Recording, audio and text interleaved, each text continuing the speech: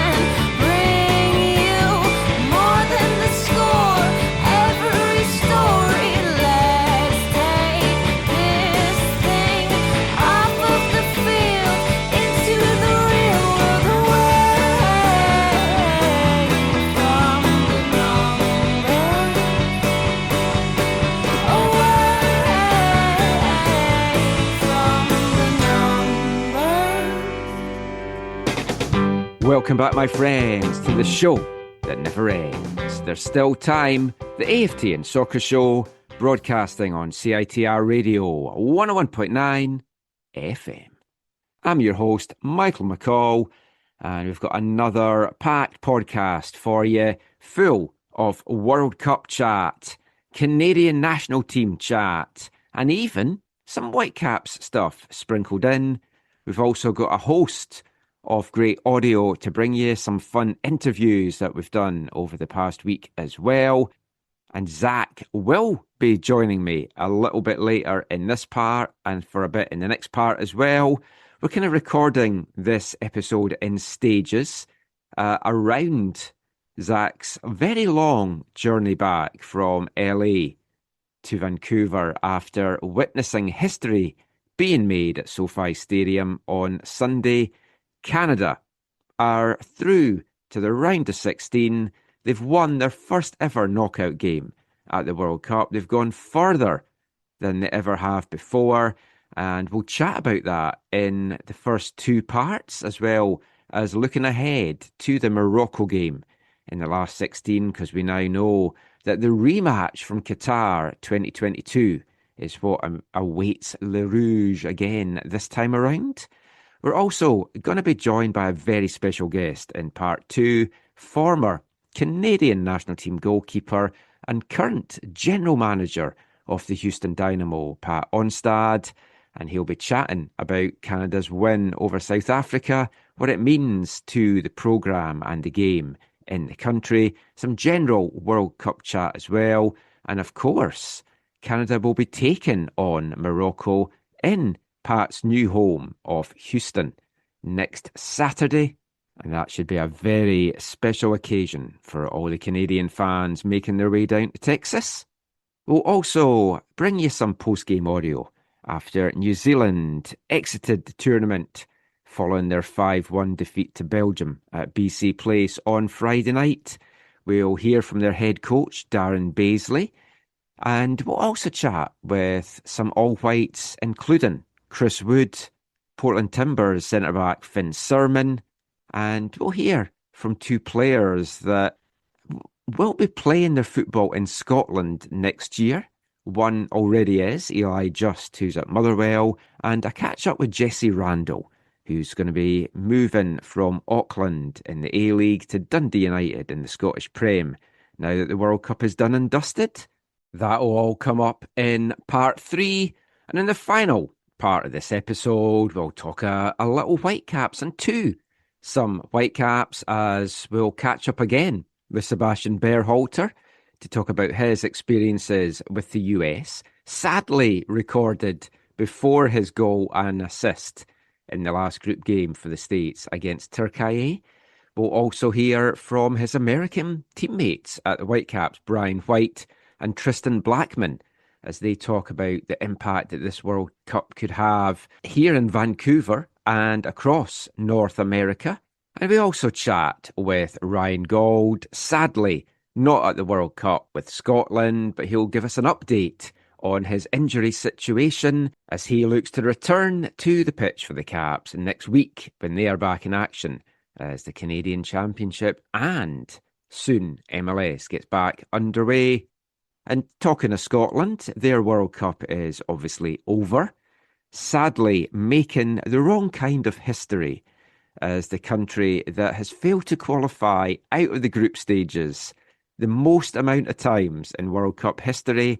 That is not a record that you want to have. But I touched upon it on the show. As soon as they didn't beat Haiti by more than one goal, it felt the writing was on the wall. Yes, I think they should have taken something out of that Morocco game. They should have had a penalty when John McGinn was taken out in the box, but it wasn't to be. And then it was a forlorn hope that they were going to take anything from the Brazil game.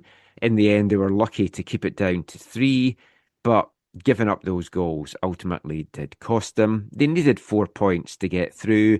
They could maybe have squeaked through with 3, depending on goal difference in the other games. But every result that we as Scotland fans were watching play out as the group stages wound down seemed to go against Scotland, and now they are back home. I mean, the one good thing I would say coming out of this is that it means Steve Clarke is no longer at the helm of Scotland. He has resigned after the tournament. I know he's got us to 3 out of the last 4 major tournaments. I've just not been a Steve Clarke fan. I don't like the way that he has approached the tournaments once we've got there. It's like it's all well and good qualifying for these tournaments, getting back to the World Cup. I was lucky in that the one game that I saw in person with Scotland was the one game that they actually scored a goal in and got a victory. But what's the point of getting to these tournaments if you then stink the place out once you get there? So the search is on for a new Scotland boss. And the phrase "no Scotland, no party" apparently proved very apt, because Boston shut down their fan zone at the start of this week. It was meant to be one of the precursors and prerequisites for being a host city, that you would have a fan festival for the duration of the tournament. And here in Vancouver, we haven't ticked the boxes in that regard either. But that brings me nicely into the first thing that we're going to talk about on the episode this time around. Last episode, I asked for listeners' feedback if they'd been to any of the fan festivals or the viewing parties, just to get a feel as to how it has felt in Vancouver, especially outside of the Canada Games, because we know the atmosphere at the Canada Games is going to be electric. But I was curious what it was going to be like up at the PNE, the Canada House over in the North Shore, maybe any of the other ones, kind of in Surrey and Delta. I know down by the Flats as well, beside VCC Clark SkyTrain, they've got a viewing party set up there as well. Granville Island is another one. Granville Street, of course, is shut down, and that has been getting rave reviews from people that's attended that as well. So I haven't had a chance to make it out to any of these so far. Now that the games at BC Place are kind of winding down, once they are all done and dusted, I do hope to get out to a few of them and experience it. But let's give you some experiences from our listeners that got in touch after the last show, just to tell us how they have found everything. Kevin Henders got in touch to share his experiences of the actual official fan fest up at the PNE here in Vancouver. And he says, it's a vibe. I've been there as both a fan and a volunteer, so I've seen it a lot already. As a fan, I went on June 13th, which featured Brazil against Morocco. The Brazilian fans are completely bonkers, making it an amazing atmosphere in the amphitheatre. If you're willing to line up, you could get in for free with the first 2,500 people and stand in the fan zone, which would be nuts, but in a good way. Alternatively, of course, you can buy a ticket, which guarantees you a spot. He says it's highly recommended that you buy a ticket as low as possible, as central as possible, because it is worth it. Initially, he was set back a little bit higher, and as I'm sure you've heard and maybe seen, the screens are not the biggest, making it a tough view really the further back that you are. He says, in the second half, I weaseled down to meet a friend in row 4, and it was fantastic. As a volunteer, I've done my first shift, and it was super fun interacting with the fans. I speak some German, which came in handy for the Germany-Ivory Coast Day at the Fan Fest. He said Kyle Larn and Jonathan David even showed up, but he sadly missed them. So his top recommendations from the Fan Fest so far are sushi nori, deep-fried seaweed taco, margaritas at the amphitheatre, mochi French toast with ice cream, meatballs at the Vineyard, a cod sandwich from Rumblefish, Jamaican me juicy patties. He says eat on the balcony of the double-decker bus while the reggae blasts away. And when we got a tour of the site before it launched, that double-decker bus certainly stood out. And the Vineyard looks great as well. And he says bottomless pit, you can't go wrong. And I touched upon this on the other show. Have seen a couple other fan fests in person, have seen others on the TV as well. And the one here in Vancouver, hands down, looks one of the best across the whole tournament. It's on a nice big site as well. There's multiple screens. There's a lot to do. There's some fantastic food options. And I think everyone involved in putting that fan fest on deserves a lot of praise. Ticket prices are still ridiculous for getting those seats. But aside from that, there's so much free stuff there that it is an absolutely fantastic setting for it. So I actually hope to get out there at some point and take in a game or two. Greg Petrie got in touch about Jackpool Plaza and Canada House. He says he works near Jackpool Plaza and the TSN broadcast location, and it's extremely hit and miss. He said he showed up for the opening game of the tournament and the TVs weren't even on. And he says, while it might have been full for the Canada-Qatar games and the other Canada games, a mutual friend of ours, Christina, showed up for Switzerland-Bosnia, and again, the TVs weren't even on. Ironically, the place showing every game is Bell's competitor, the Rogers Tower across the street. He said he went to Canada House for the Netherlands-Sweden game, 10 a.m. in the morning, tons of Dutch fans there, all watching on one tiny TV with no sound. A volunteer told him at the half that they weren't officially open until noon and that the website was a mistake. A fan got the sound working on the TV and a worker tried to shut it all down. The game was eventually put up on the big screen so that everyone rushed over to watch it there, only for the workers to shut it down again after 5 minutes. So he says a bit of a cluster all round. Having said that, when they did finally open, which was for the Germany-Ivory Coast game that day, it was a great atmosphere and a fun time.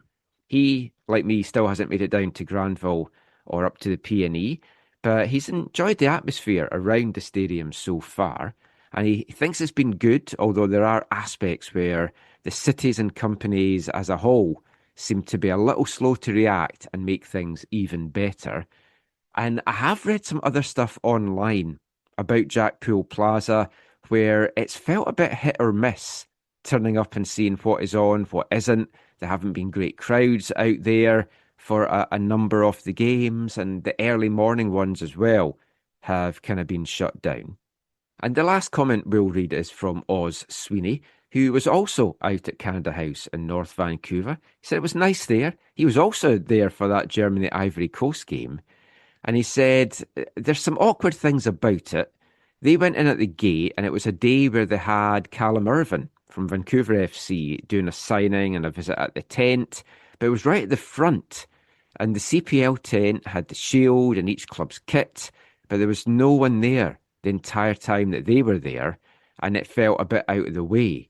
Off to the side of the smaller screens. But even worse was where they put the NSL tents and poor Tristan, who was there, along with the Matheson Trophy. They were in a back corner that he only noticed because it was behind a beer tent. And he feels that they should present those aspects of it a little bit better. Otherwise, he felt it was a really good experience out there. So let us know your experiences wherever you've been taking the action in the Lower Mainland. If anyone's listening as well outside of BC, which we know there's lots of you, if you've been to them in Toronto, anywhere else in Canada, in the non-hosting cities or down in the US, let us know what your experiences have been. Found it very disappointing, and I get why. They've been busy, they're rushed off their feet. We knew it wasn't going to be open every day, even though it should be.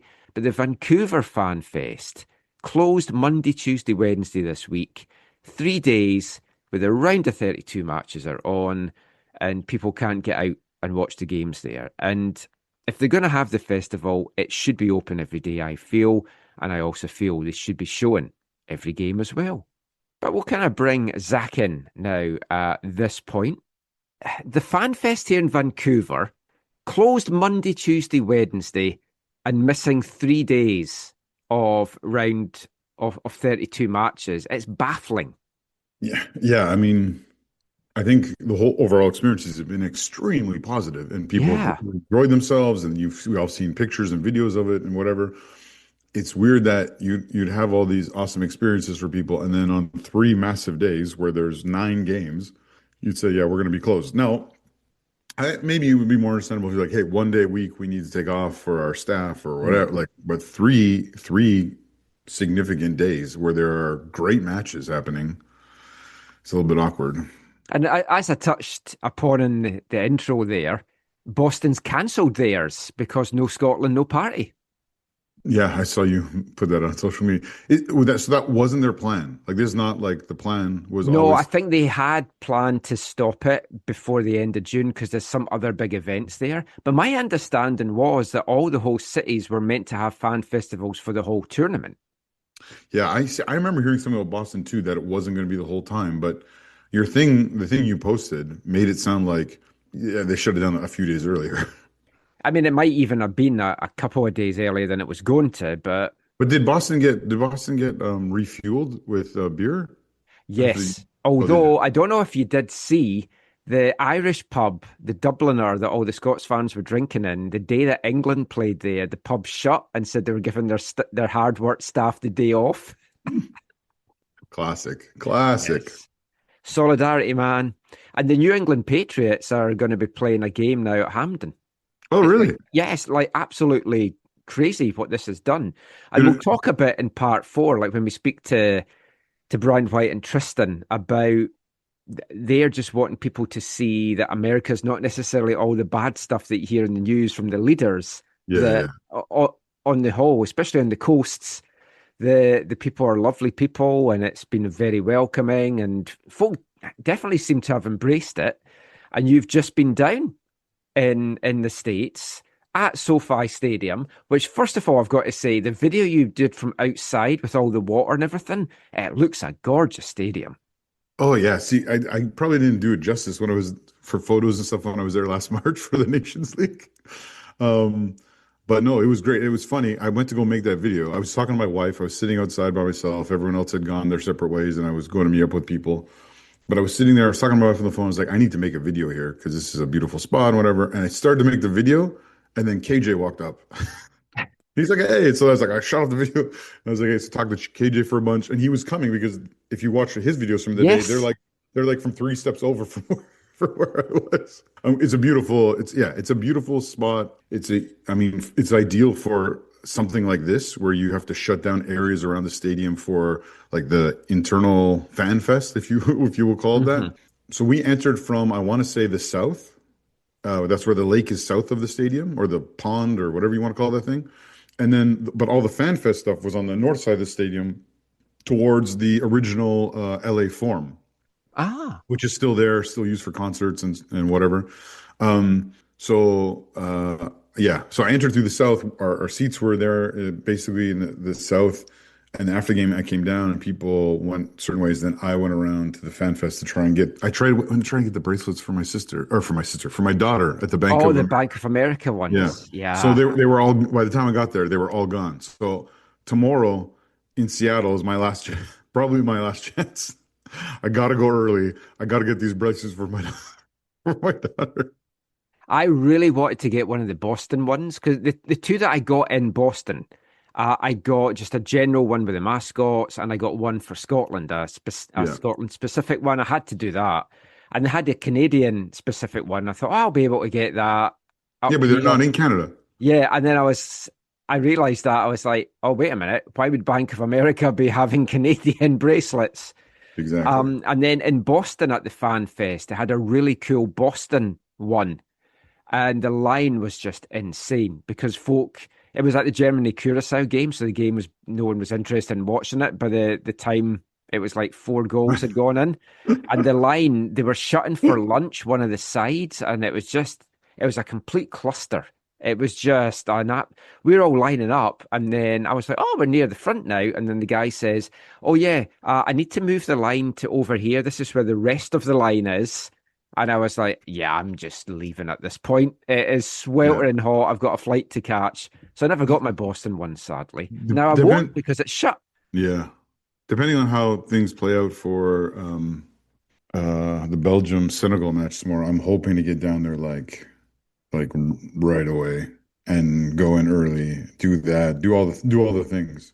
Well, I tell you, obviously it was different because it was US Australia, but I was in early because Garbo was doing his chat and everything. Yeah. So, like, you're talking over 2 hours before kickoff, and the line at the Bank America thing inside the stadium, because I thought, oh, maybe I'll nip and get something. It was huge at that point as well, Yeah. because there's not much free stuff going. No, it's that booth and the Coke booth are the best Yeah, free stuff. Yeah. yeah. And of course, the Coke booth down in LA, but Hollywood and stuff's huge. It's like very popular. And then they get disappointed when they get to the front of it. We'll talk at the end of this part about the fact that Canada is in LA and Houston. But let's talk about the game against South Africa. A lot of Canadians did make the trip. Let's talk about your journey, Mm. because I had checked when I got home last week, and the flights direct from Vancouver were 2,500, from Seattle were 500, and we touched upon this in our extra podcast, which if you're not a subscriber, you should be.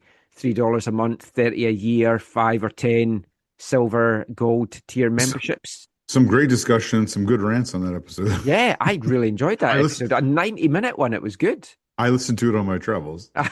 Even though you were already on it. Although Yeah, well, you hadn't heard the audio from yeah, yeah. AJ and from Jesse. But yeah, so you drove down to Portland, you Hmm. flew from Portland, Hmm. and I thought you were going back the same way, but no. You flew to Vegas and then Vegas to Portland and then drove home. What time did you get home last night? Because we're recording this bit on Tuesday morning. Yeah, my flight left LA. I went to the airport early because I like to be early because things happen at Yeah, and I'm airports. the complete opposite. I turn up just as the gates are shut. Yeah. So I left the hotel. I woke up. I was staying with Dave Knott, who's a guy from Nanaimo but lives in Montreal. Awesome dude. UMO2, now a super dude. Um, he left early, even though flight got delayed a little bit. He left, I don't know, like 8 o'clock in the morning. So the alarm went off at like, I don't know, 7 in the morning or 7:30. I was up already. I was up before my alarm actually. Yeah, my alarm was for 8 and I was up at like 7:30. So showered, whatever. I got breakfast at the hotel. And then he took the bus, which I thought that's too risky, but I was like, I got hours. I got 3.5 hours. I might as well take the bus, cheaper. But I walked out and an Uber was dropping off someone. And I said, hey, how much to LAX? And it was like, my legs were sore from the day before. And he was like, I offered him less than would have been on Uber with tip and whatever and blah blah. So I was just like, yeah, I'll pay this guy cash to take me to the airport. Nice. I got there. They're super early. The lineup to get the shuttle from the one place to the other was stupid long anyway. So I got there crazy. Anyways, my flight left at 12:15. I landed in. It was a little bit delayed. Landed in Las Vegas. Yeah, and then you said, "Oh, I need to find somewhere in Vegas to watch the Germany game." I'm like, Vegas? Well, no, I thought I stayed at the airport. I didn't leave the airport. No, So I I know, watched. but I'm like, why the hell are you in Vegas? Yeah. No, because when I was booking, it was the cheapest way to do it. Now on the way Yeah, down, I was direct, and I cared about being direct on the way down because I didn't want any yeah. problems there. But on the way home, I didn't really care. And I was traveling with like my knapsack, right? Like it wasn't like I had carry-ons or check bags or anything to worry about. So no, so I've never been to Vegas. That's literally my only time in Vegas. I've never ever been been there before. So you get off the plane, and it's like that scene at the end of Ocean's 13 or 12, where there's an airport scene in Vegas, and they make the guy who they made his life difficult, they make him win. Anyways, I've but seen none of those. I've missed the first 10, so I didn't want to jump in at 11. oh, you're hilarious.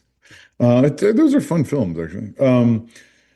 But no, so I just pulled out. I made a mistake. I ate the first TV was at Chili's, so I sat down and it was on. It was like it was about to kick off, so I just sat down. If I'd gone a little bit like just not even like another 20 feet. I could have eaten at a Wolfgang Puck's and watched the game at a better place. But anyways, I Ah, watched the we first had a half at lot of Chili's. time to kill, as it turned out. Yes. I watched the first half at Chili's. And then from there, I watched the first half there. And then I jumped on the tram and I landed at D and I went over to E. And I watched the second half at a better place, at a chop house. And I had salad with chicken at both places because I Jeez. was hungry. Um, and yeah, just watched there. And then yeah, it was brutal. It was a nightmare. It was, and Well, then I mean, if you're lucky, your coach will do the decent thing and resign. Although, what I've been reading today, that is not in his plans. yeah, His no, plans, anyway. What's in the no, yeah, Federation's plans is a whole different thing. yeah. Um, yeah, it was. I saw the tweet about that saying he's from Florian Plettenberg saying he is not stepping down. Now we'll see what the DFB is going to do, but Rudy Fuller supposedly backs him. I would have rather Rudy Fuller took over in the middle of the tournament, to be I know honest. you mentioned that. But I mean, could you have believed Canada were going to go further than Germany? If you'd No one said could. Canada were going to go further than Scotland, I'd have fully believed that. But yeah, round of 16, sweet 16, coming of age, which is what we're calling this episode of the podcast. There was a lot of Canadian fans that made the trip.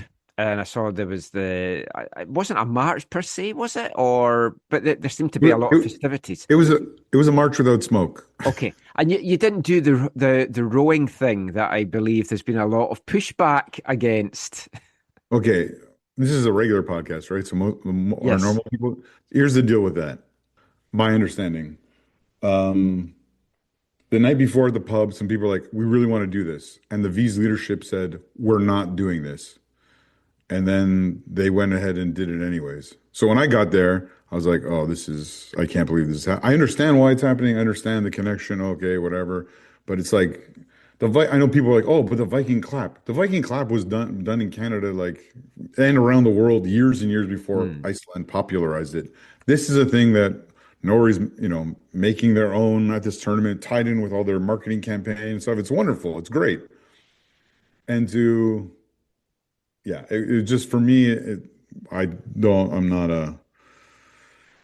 not a fan. Anyways, Well, the there, Moroccan fans last night did the Viking clap and were also singing "No Morocco, no party." well, yeah, but that's what I mean. The Viking clap thing is like it's been around the world like prior to the Iceland thing. Like it's a Yeah, known chant. Like it's yeah. Anyways, but so I got to the march for the Switzerland game, and these people are doing it. I'm like, oh, this is not good. And then I was like, okay. And then I was helping lead some of it. And then at one point, I was talking to one of the heads of the V's. He's like, we want to do these two things before we go. And there was all the barriers and stuff. And then the one guy, I won't name him. I won't name and shame him. The one guy who was all about it was like, we need to do it. And I just looked at him. I was like, we're not doing that. So we didn't do it again on the rest of or that part of the march I was involved with at the Switzerland game did not do it again. Did not do it again, thank goodness. And I'm pretty sure from a Voyager's perspective, it's dead because Yes, I've read the Facebook group. yeah, they got butchered. Well, they got Yes, butchered all over the world. They got emails, they got all yes. kinds of stuff. I know. I mean, it's the only real negative thing to kind of talk about. I mean, what was the makeup of the crowd like in the stadium? Because obviously, I'd imagine a lot of Koreans had bought tickets thinking that they could be in it. There could be some Mexican fans that bought tickets thinking that they could be in the game. I know the market was getting flooded with tickets, but there seemed a really good contingent of Canadian fans there. And I think because of the way South Africa played, a number of neutrals by the end were very pro Canada.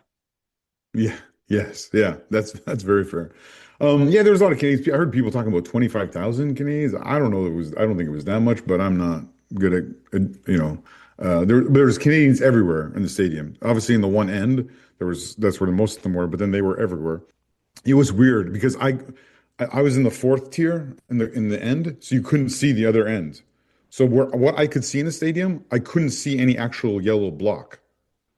There was Oh. only yellow, little tiny little sprinkles of yellow. And it was almost like if you took all the yellow and put it into the biggest section there, you wouldn't have filled it.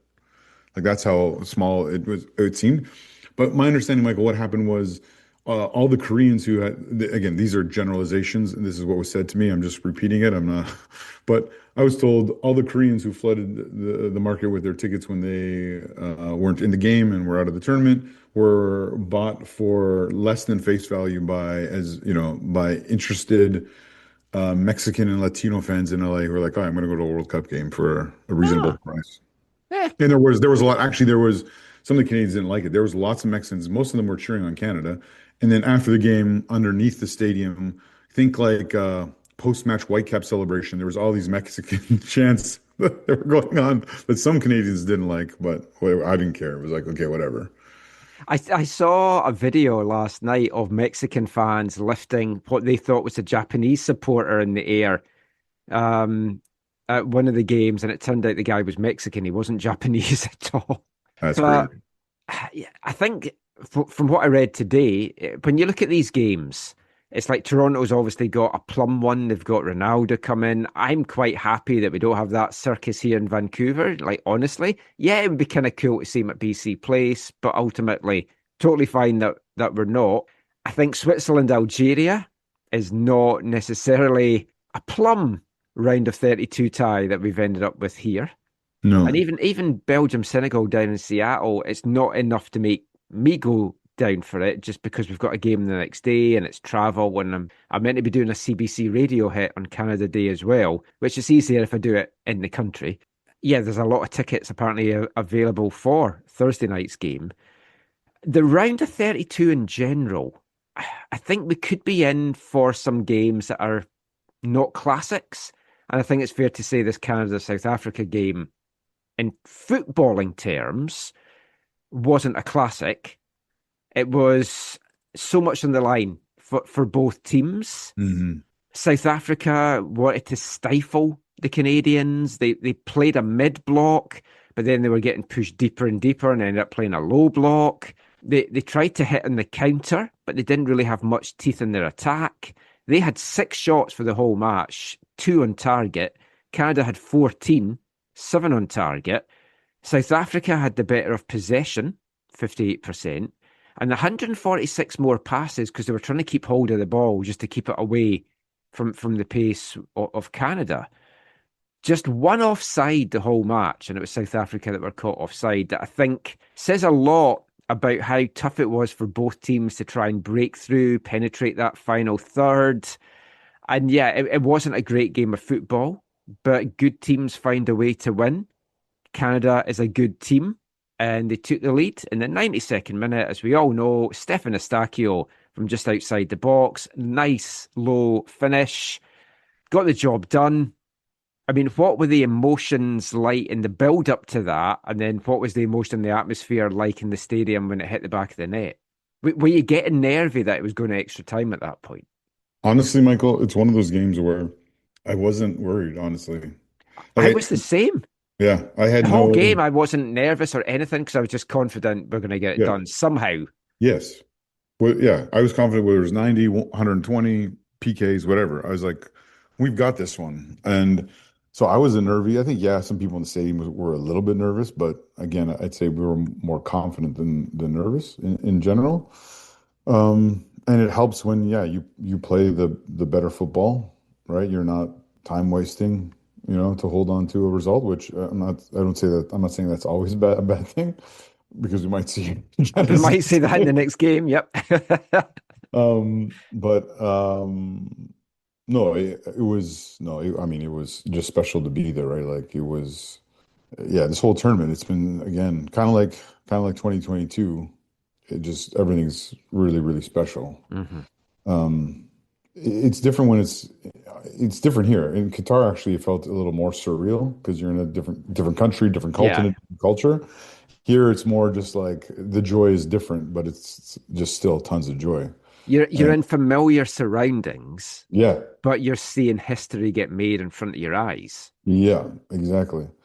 I mean, the whole setup, and lots of people complained, even I think Milan Borjan on when he did his stint on TSN was complaining about where the supporters and atmosphere are coming from. That has nothing to do with the supporters. It has everything to do with how FIFA chose to set up the stadiums and Yep. then how the different federations chose to situate their fans, right?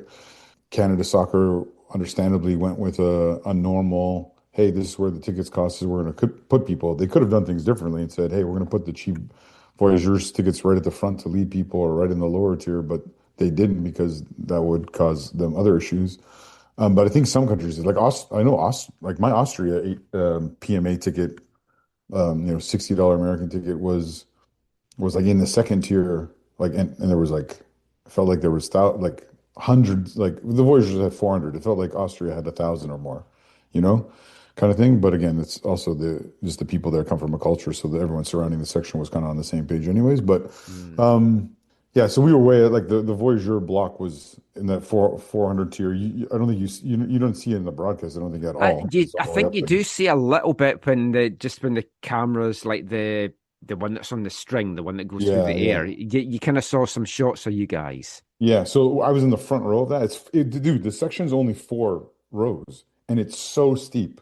Like when I Oof. first got there, Michael, I was like, I don't know if I can stand for this game because you literally have a plexiglass or a piece of glass in front of you, and then I'm there, and the people around me are like, oh yeah, you've seen the video at Raiders games or something where one guy actually hit this thing and it broke, right? And I was like, what?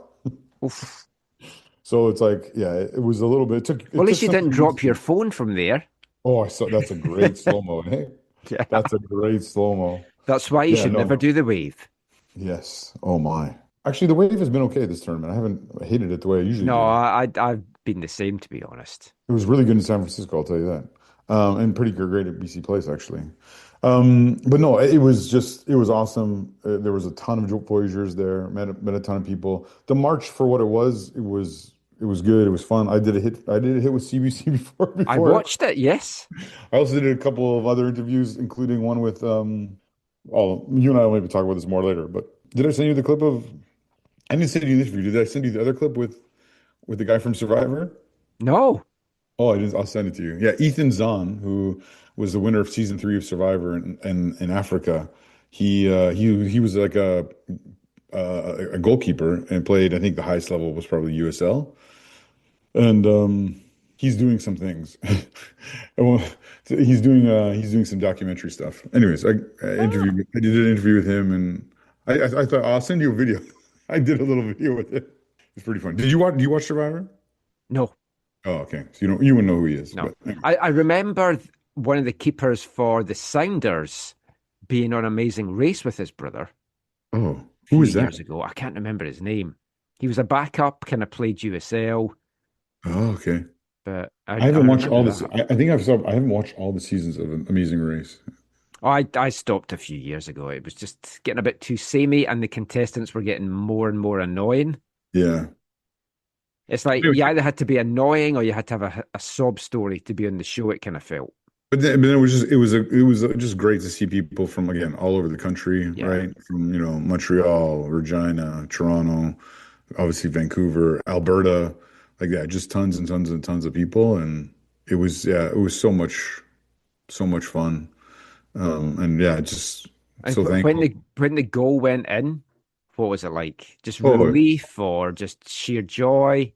yeah, again, for me, it wasn't relief. It was just like, yeah, like we did what we came here to do. Like it was like, okay, sweet, job done. No, there was the elation, the joy, the tears, the whatever. It was like it was all, yeah, it was so awesome. Seeing the pictures from all the different fan zones all across Canada was Yeah. tremendous as well. And like there's positives and negatives from the game. The result, there's only positives, clearly.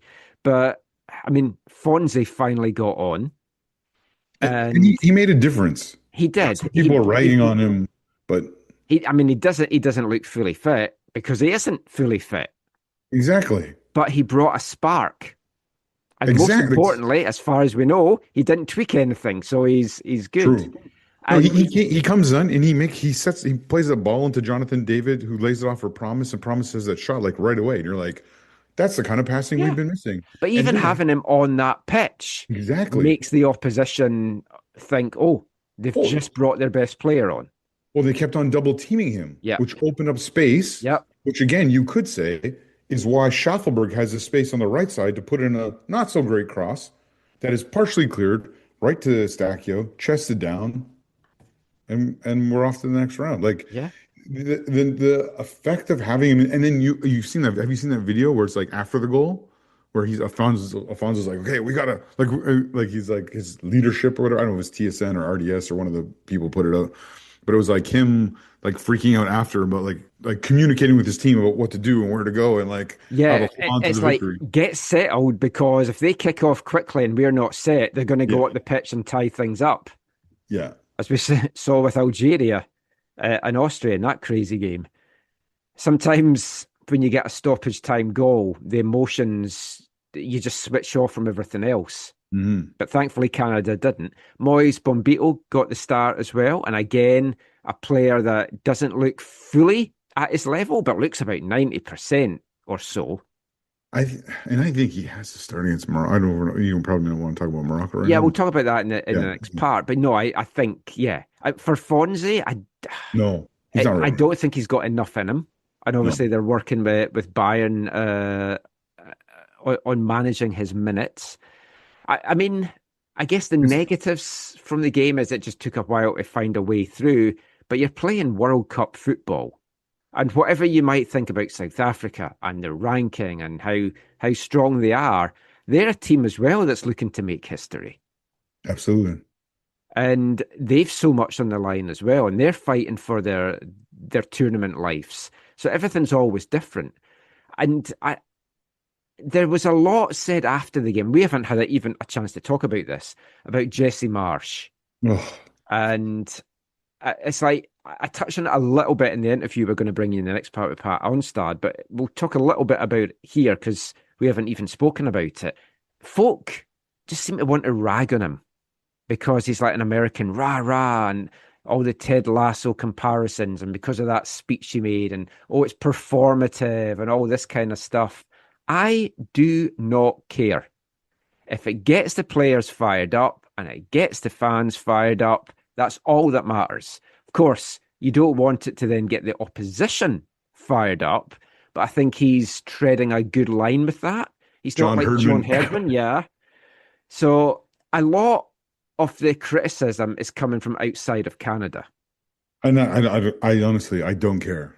Like, Yeah. we said And this he in said, I don't care twice in his answers in the post-game press conference. Never mind being asked how he thought the US could handle Bosnia.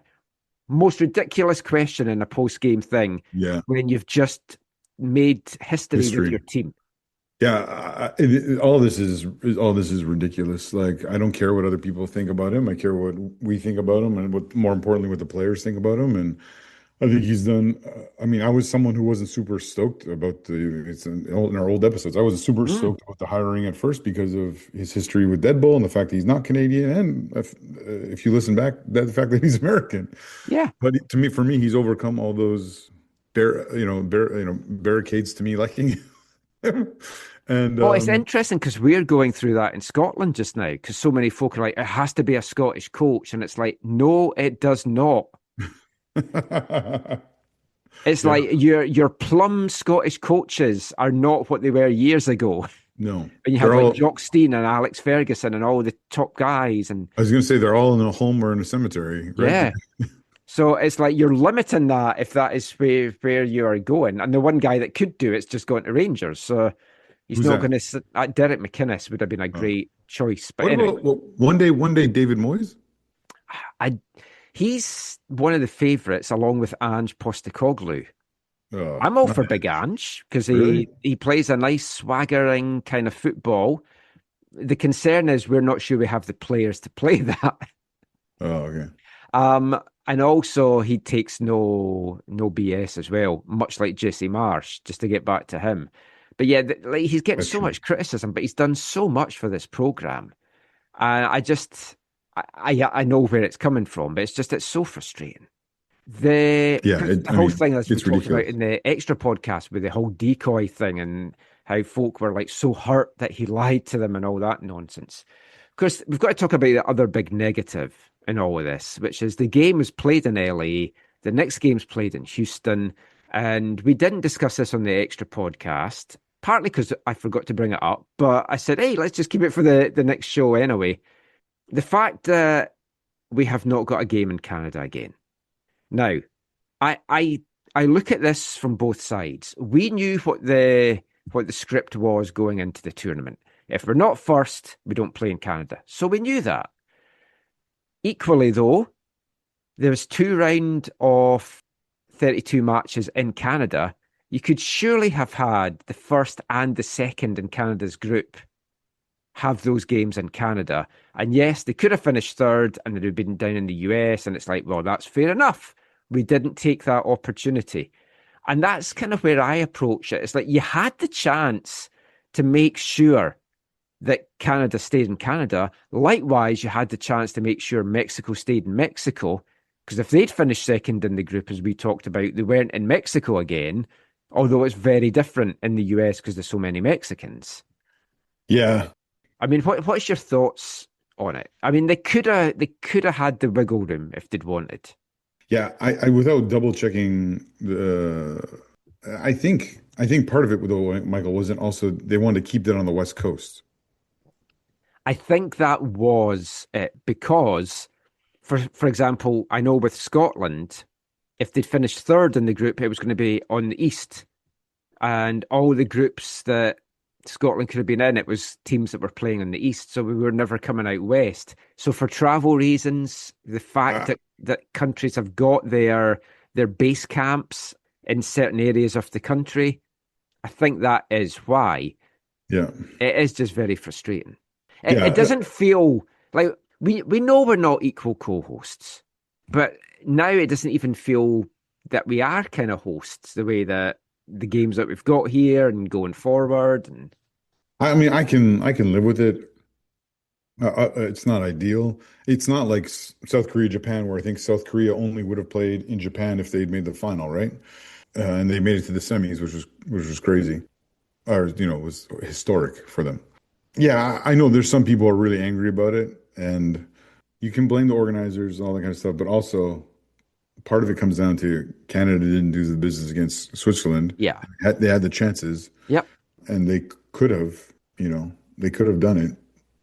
The funny thing is when we look back on this tournament, one thing I thought for sure we were going to rue that draw with Bosnia. But in the end, it wouldn't have mattered, right? If we had won that game, it wouldn't have mattered. Yeah, right. It's like from a Scottish point of view, we were ruing not scoring more goals against Haiti, but ultimately it wasn't going to have mattered. Yeah, because so many teams got 4 points. But yeah, I mean that is the only negative of it all. But make of it what you will. And as we touched upon a little bit in the extra podcast, it takes the pressure off the team by not being in the country as well. And they've shown they can perform as they did at Copa America. And here's the thing. I'm not saying it's more of a byproduct as opposed to like, oh, I'm glad this happened. But a byproduct of this is not the goal of the World Cup isn't to grow the game in Canada. It's a byproduct of that. And one of the things that we've seen from this is you now have people. I mean, there was a whole bunch of regulars and normal people who have traveled to lots of Canada games, but there were tons of people who've never traveled to Canada games who made it to LA for this game because they wanted to be there. They wanted to be. They did everything they could. Whatever. Yeah, they'd been caught up with everything in Toronto and Vancouver, and they wanted that experience to continue. And Houston, I think will be similar. Mm-hmm. And it's got nice air conditioning in the stadium. Yeah, it's the getting to the stadium. Yes, that's an exact discussion that I have with Pat Onstad in the next. Yeah, because I think it was the Dutch. Their march was 4 miles. Oh, and yeah. Well, there's also a heat wave that's kind of hitting the US and in the east coast of Canada and stuff as well just now. But yeah, Canada are into the round of 16 for the first time in our history. We know now that Morocco awaits with a chance of revenge from Qatar in 2022. We'll talk about that in the next part, and we'll kick things off in the next part with an interview with a man that now calls Houston his home, former Canadian international goalkeeper Pat Onstad, and we'll be back with that after the first of 3 songs this episode from the C86 era. Hi, I'm Jesse Marsh, and you're listening to the AFTN Soccer Show.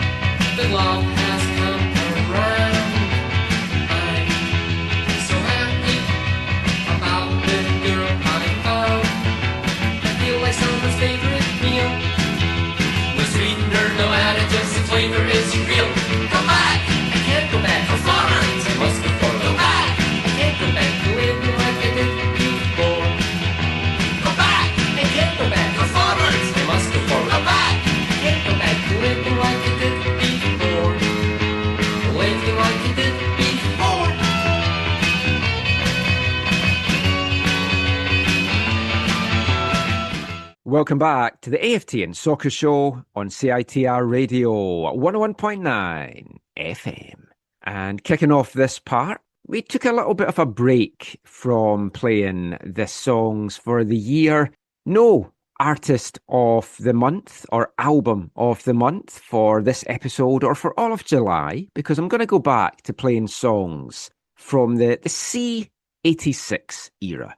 And if you went with us earlier in the year, New Musical Express, the UK's top music magazine for about 50 odd years before sadly it became no more, at least in printed form, used to give away a lot of free 7-inch records and then cassettes and then CDs back in the day. And they also had ones that you could purchase as well.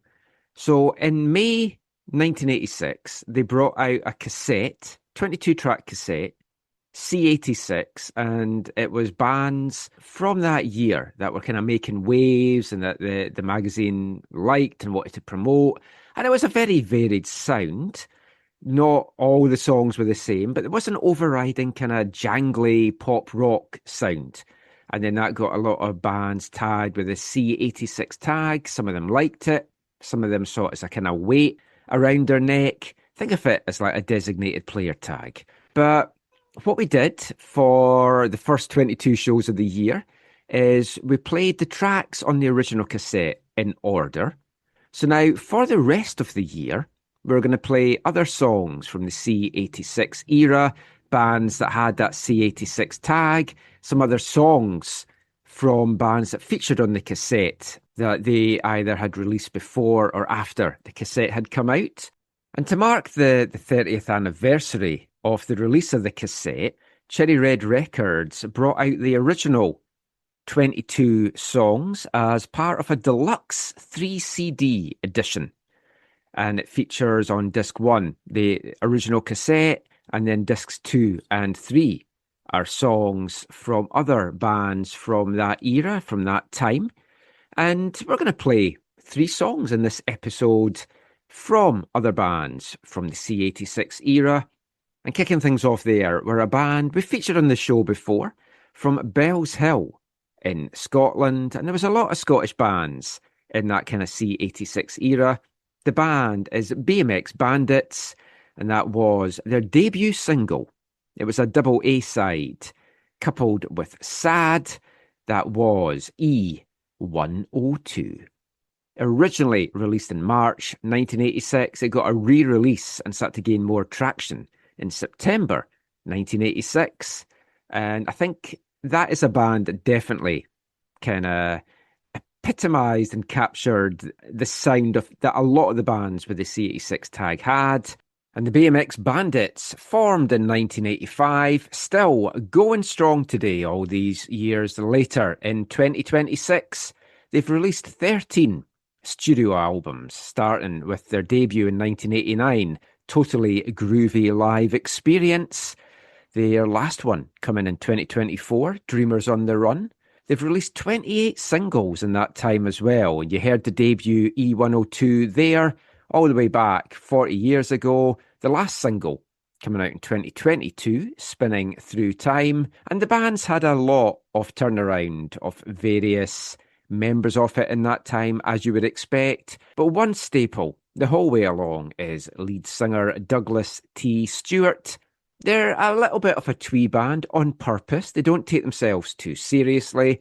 They describe themselves as the nicest band in pop music. They used to throw sweets out to the audience during their live shows as well. Check out all their stuff. They've got a number of good songs over the years. Their great single, Kylie's Got a Crush on Us as well, is definitely one to check out. And we'll be back with 2 more songs from the C86 era to kick off parts 3 and parts 4 of this show this week. So back to the football chat now, back talking World Cup and back talking about Canada's historic win over South Africa on Sunday. A tremendous achievement for the national team. Many saying it's the biggest result in Canadian soccer history, especially on the men's side. I know there'll be some people screaming, what about the Olympic win for the women as well? I won't get into that debate. But for the men, this is such a momentous occasion. Up until this point, Canada on the world stage has not performed well. 3 and out at the 86 and 2022 World Cups. They did, of course, win the 2000 Gold Cup, so they have got a confederational major tournament victory to their name. Does this surpass that?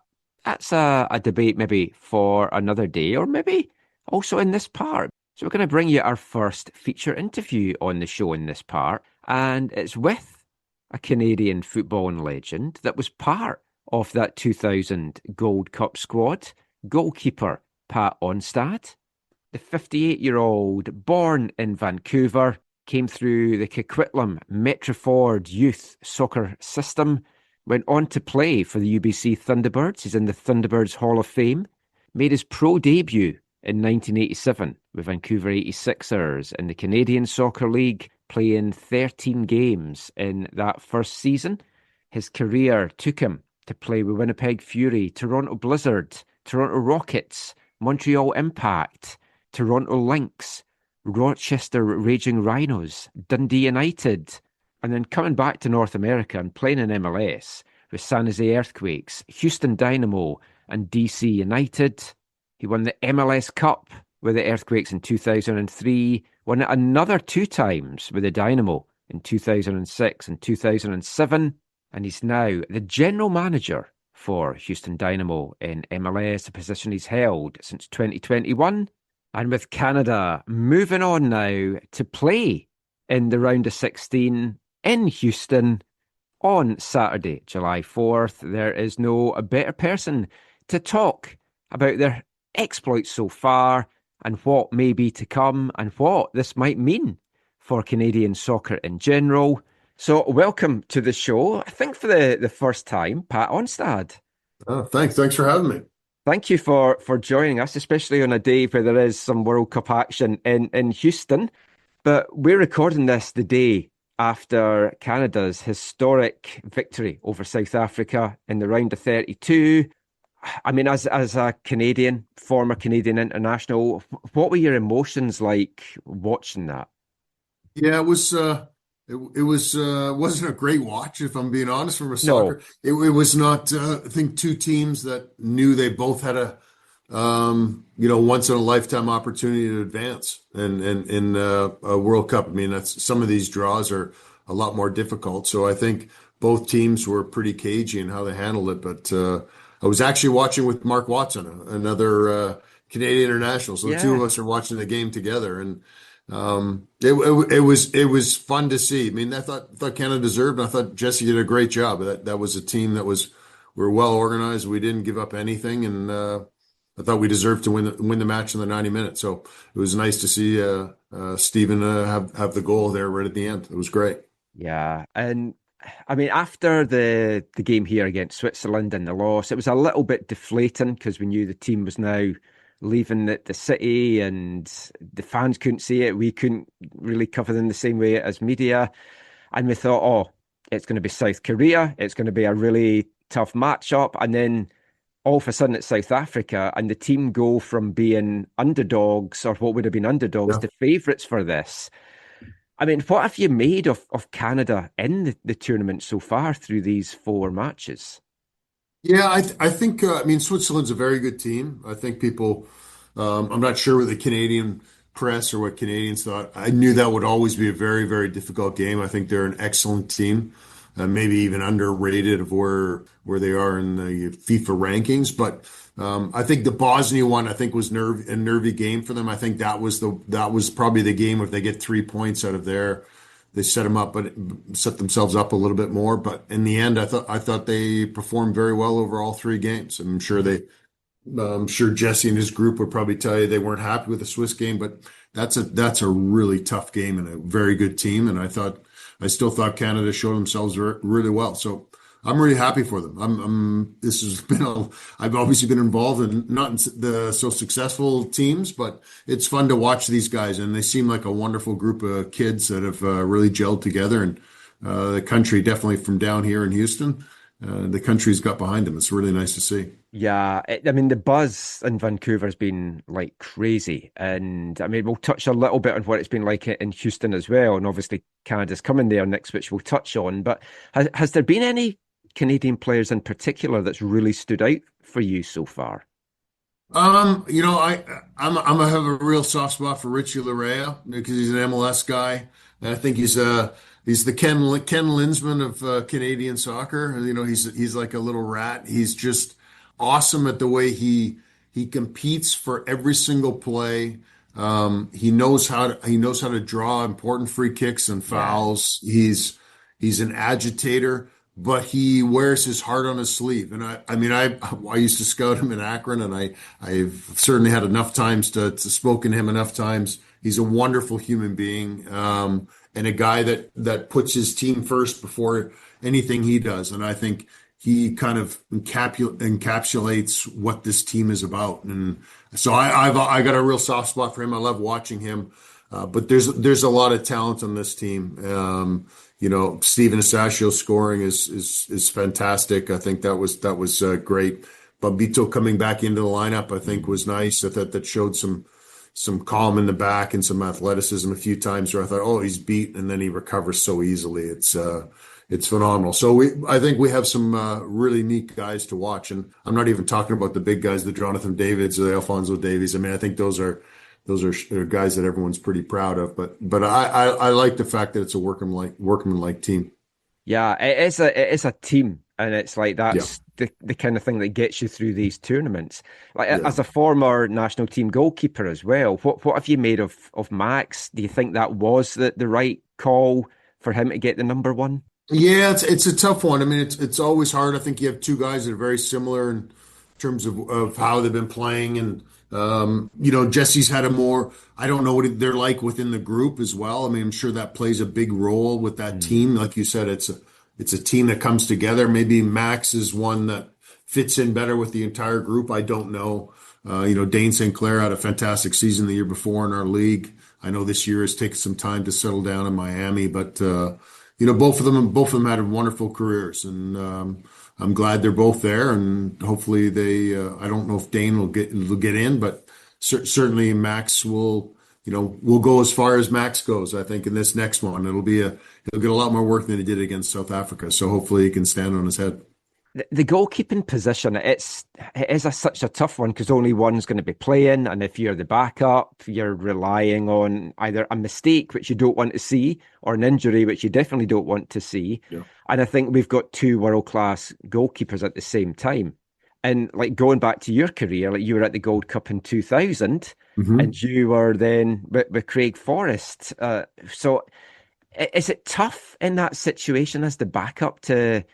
I mean, how important is it for the backup then to make sure that the number one is at its peak? Yeah, I think you have a different role. Unfortunately, I've probably been more backup than I have been starter for Canada. I was behind Paul Dolan to start, and then behind Craig Forrest, but both great goalies. And I always just felt like you're behind guys that I respect a lot, and I think we're excellent goalkeepers for our country.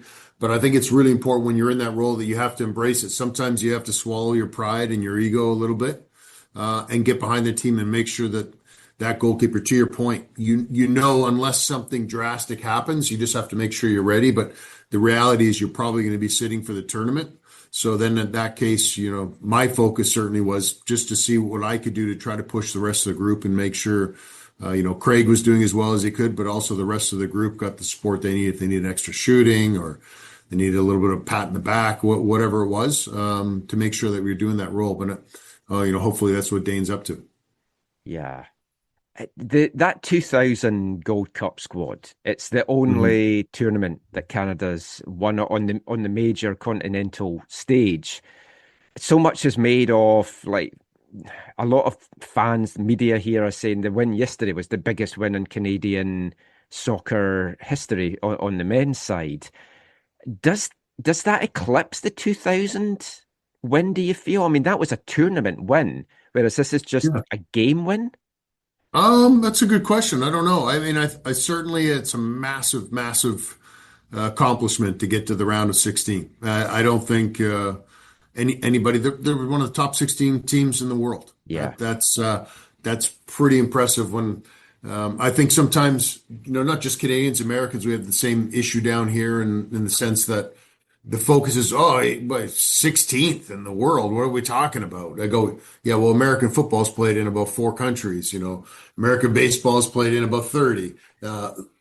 Soccer is played in, over 300 different countries around the world. So to be able to say that is phenomenal. And I don't know if I would compare the two. I think two were really big achievements for our national program. And who knows? Hopefully we get to see a quarterfinal and a semi. Who knows? We'll see how this one goes. We'll keep pushing. I mean, that would be amazing. And as a Scottish person that's never seen my country get out of the group stages, it's nice to have a second country now that I can there you go. That's get true. behind. That's true. Yeah, I was in Boston for the Scotland-Haiti game, and it's like that was an amazing experience. But to be at BC Place and covering the team to get through to this has been phenomenal. And the city's really got behind it, as I spoke about. What's it been like in Houston? The 7 games in Houston, like here, 5 group and 2 knockout. Have you noticed the buzz around the city? Yeah, it's been the city has grabbed World Cup fever, so to speak. We have a really welcoming city in Houston. It's really open. It's a very multicultural city. I think we're something like 40% first language is Spanish down here. So and that's not just Mexican, it's South American, it's from Spain. So it's a fantastic city, and it's been really open. They have FIFA's put on a fan fest, the host committee here downtown, and I think it's been sold out it's free tickets, but it's been packed at 7,500 for Mexico games. And then right next to it is our home stadium, Shell Energy Stadium. We see 20,000. That even got sold out for the second Mexico game. Oh, wow. So you had 28,000 Mexican fans downtown celebrating the Mexican victory. And it's been, so people have really caught on to this. Brazil, I'm sure right now, FanFest is packed and going crazy. So it's been a really fun experience here in Houston. And I'm sure it won't be any different with Canada and whoever they play, whether it's the Netherlands or Morocco. They'll be packed downtown. It'll be fun. Yeah, like the fan fest here, it's mixture of free and pay, which is a whole other thing. But I mean, it's been packed, and especially for the Canadian games, it's been at capacity, like hours before the kickoff and everything. I mean, the question that we're having here, and later in our show, we speak to a few Whitecaps players about this, is how do you build on this now for the domestic game? I mean, how do you build on this as general manager of the Dynamo to try and get these fans in to watch MLS and watch the Dynamo? Yeah, I mean, for us, a lot of the Mexican fans will come and support us, and they still do. But they're not necessarily season ticket holders, but they'll come periodically. We have Hector Herrera, an ex-Mexican captain, and he's still in our roster and still contributes a fair amount for us. He had a fantastic season back in 2023. So we're getting some of those fans. I think what'll be interesting is because of the location of this fan fest being literally right next door. I mean, they're using our parking lot as a stage and stuff. So it's been really nice. I think for a lot of other Houstonians who have been in the city are like, oh, I didn't even realize that it's this close, and here's where it is. So I hope there's some translation in terms of coming to our stadium. But Houston itself, we're a soccer city. So we play Copa America was here. I went to the Colombia Paraguay game. There was 71,500 Colombians and the 500 Paraguayans in our 72,000 seat stadium. It was incredible. Just a sea of yellow. It was I don't know if you watched the game today. Brazil, It's a sea of yellow. There's probably 20,000 Brazilians that came for the World Cup. But the other 40,000 are Houstonians that have bought tickets and are here and supporting Brazil and supporting the sport of soccer. So we just now need to translate those fans and show them that they've got a home team they can be proud of. And we put a good product in the field, and hopefully they'll come right after this World Cup. Yeah, I've never made it down to Houston yet. I have to go at a time where I'm not going to die with the heat. So that limits when I can get Well, down there. they're indoors right now, I but know it's the rest of I the time I know. have to wander I about though. know. So. We embrace it. As a team, it's kind of funny. When I came here, I heard all these complaints. It's so hot here. I go, guys, it's not changing. So we have an outdoor stadium. So we actually have now a giant TV as you walk down the tunnel, and it says heat index, and just to kind of play with the visiting teams. Ah. The Vancouver don't enjoy it very much. They come there and they're like, well, what is in Celsius? We have it in Celsius and Fahrenheit, so we certainly equal opportunity employers. Let's put it that way. It's great. It's a lot of Yeah, fun. I spoke to Ryan Gauld after the first time he'd played down there, and he couldn't believe how Yeah, just drenched he was. It was like yeah, crazy. yeah. It's hard. I mean, you were 18 when the World Cup in '86 was there, when Canada were there Mhm. for the first time, and then you turned pro the next year with the Yeah. 86ers. All these years later, what's your hope for the kids coming through in Canada and the US getting inspired by this tournament? Yeah, I mean, I'll kind of maybe go back a little bit. So for myself, my mother was not a sports person. My father definitely was a hockey guy from Weyburn, Saskatchewan, small little town in Saskatchewan. So he didn't know anything about soccer, but my friends played, and so I played at a young age. And my dad said, "Okay, well, I should try to support this. See what my kid wants to do." And we shared Vancouver Whitecaps season tickets back at Old Empire Stadium.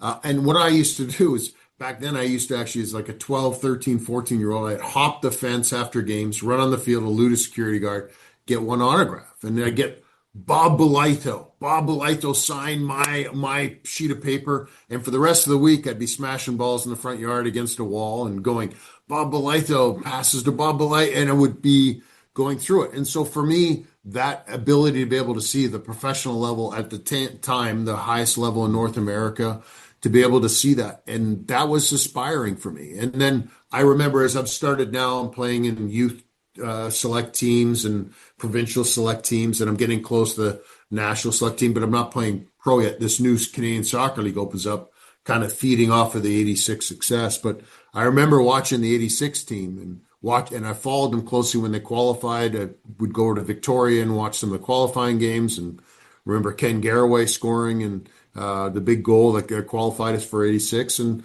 so for me, that was aspiring. I mean, I aspired. So the point that Jesse made yesterday, and I know Jesse really well, he cares a lot about Canada, and he cares about the product. He's right. Like there's hopefully, and I don't want to talk about myself in third person when we're going to do it, as I hate saying this, but hopefully there's a lot of Pat Onstads out there that saw Stephen Eustachio score that goal. And for them, that's going to push them, whether it's into the professional game or into coaching or into administration, but to stay in the sport and realize what a wonderful sport it is. And I know for me, I'm grateful for my parents that they gave me the opportunity to get exposed to that, to see the professional game. And, it was aspiring for me as a young kid. And I still think to this day, it's a big reason why I end up staying in the sport of soccer. And here I am 58 years old now and the GM of a Major League Soccer team. But a lot of that started when I was a young age, and that seed was planted. And hopefully this World Cup run will do that for thousands of Canadians. So I'm excited for the future for Canadian soccer. It is very exciting. People on the show will be fed up with me mentioning this, but I was over in the States. I came over from Scotland for the '94 World Cup because we could get tickets easily through the Tartan Army because Scotland weren't there. So I was at those games, and then I was at an MLS game in the first year of the league, and how I've seen that grow since. Now that I'm living and breathing it every day here, it's phenomenal. And we've got the CPL and everything here, and I mean it's wonderful. And yeah, you hope you have that knock-on effect now. So the next game for Canada, it's in Houston. Must be so exciting for you as well to have that there as well. At the time of recording this, we don't know if it's Netherlands or Morocco. Whoever it is, it's going to be a tough game. What are you expecting now from Canada? Jesse said it was a free hit, which hasn't gone down that well. Yeah. It was a weird way of wording it, but I mean, yeah, they'll be underdogs, but they've nothing to lose. It's what I think is what he meant by Yeah, I that. think that's. I'll defend Jesse on this one. I think he probably would like to reword his comment, but I agree. I think for him, he's like, we've got nothing to lose. We're the underdogs. We're playing a top 10 ranked team in the world.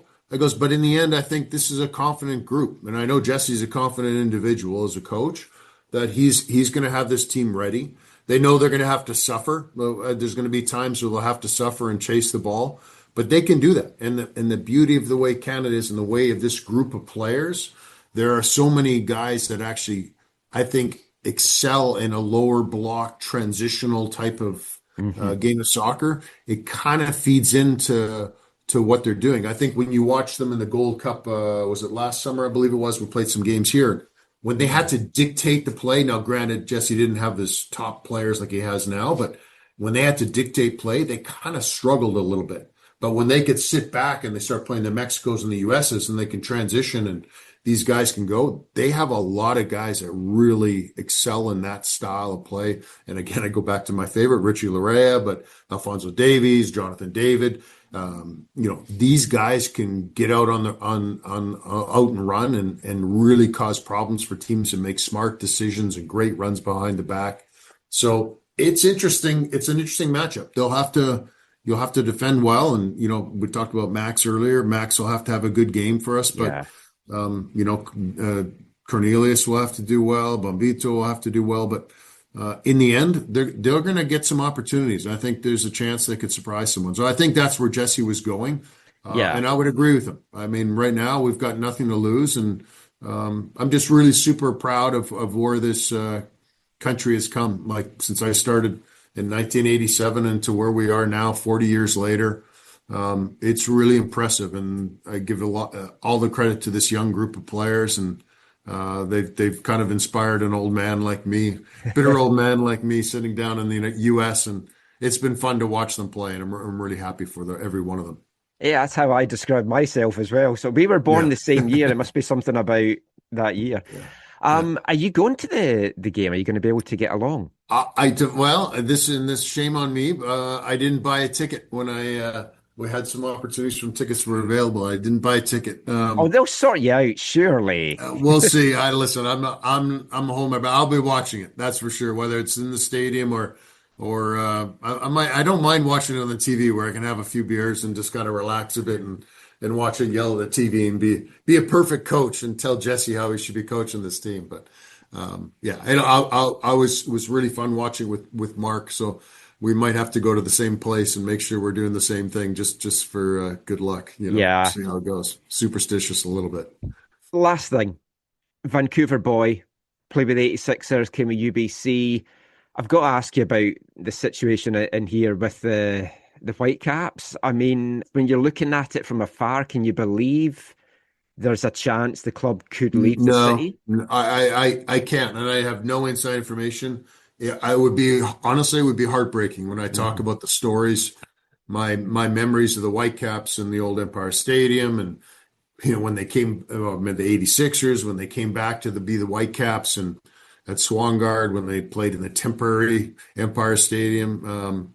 All these moments, it would be devastating. It would really hurt me. And that's just a personal standpoint. So I can't imagine people I've been in Vancouver for 30 years now, but I can't imagine people who have been supporting that team now for 40, 45 years. It would be devastating. It would really knock back Canadian soccer as well. So I'm hoping, fingers crossed, like I said, I have no inside information, that they find a solution. And I don't know I have no idea if it's politicking or not. I know there's a lot of good people there that care a lot about the sport. So hopefully they can it find seems to be trending positively.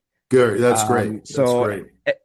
Everyone here is quite optimistic, but you never know. You don't want to do with it. They have a fantastic team too. I know. Drives me nuts. I mean, we have to play them twice a year, and we've got to keep watching them climb in the standings. But they have a fantastic team to watch. I mean, and support. I mean, they led by an American kid. But they're a really interesting group. And you talk about teams. Vancouver's done a really good. I think Sorensen's done a great job of bringing that team together, and they play like that. And so Yeah, it would be a travesty. It'd be a tragedy if that took place. So hopefully they stay there. And I certainly know all the fans of Vancouver are supporting them and making sure that they're doing their best to make sure they do stay there.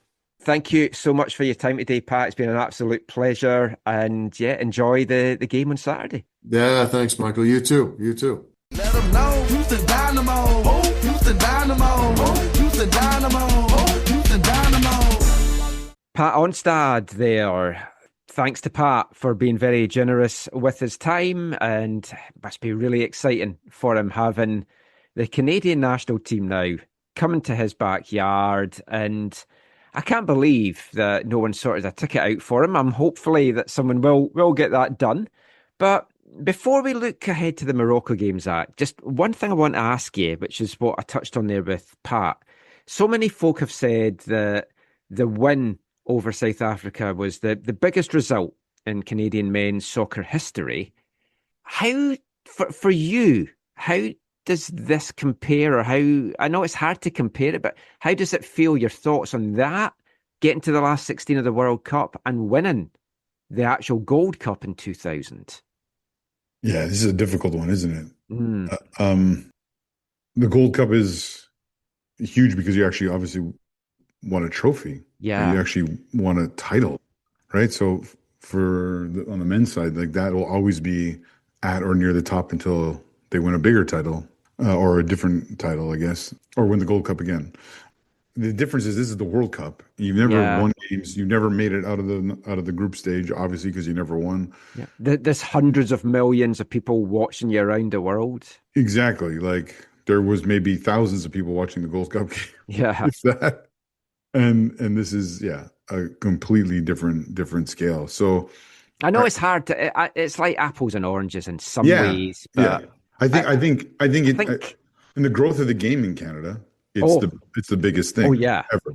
I just feel that the 2000 Gold Cup, because it was so far ago, and it's like recency bias and everything. Yes. And folk don't put a lot of stock on the Gold Cup really because of what it is now, which invitational in some regards as well, which we'll, funnily enough, talk about in the next part about New Zealand.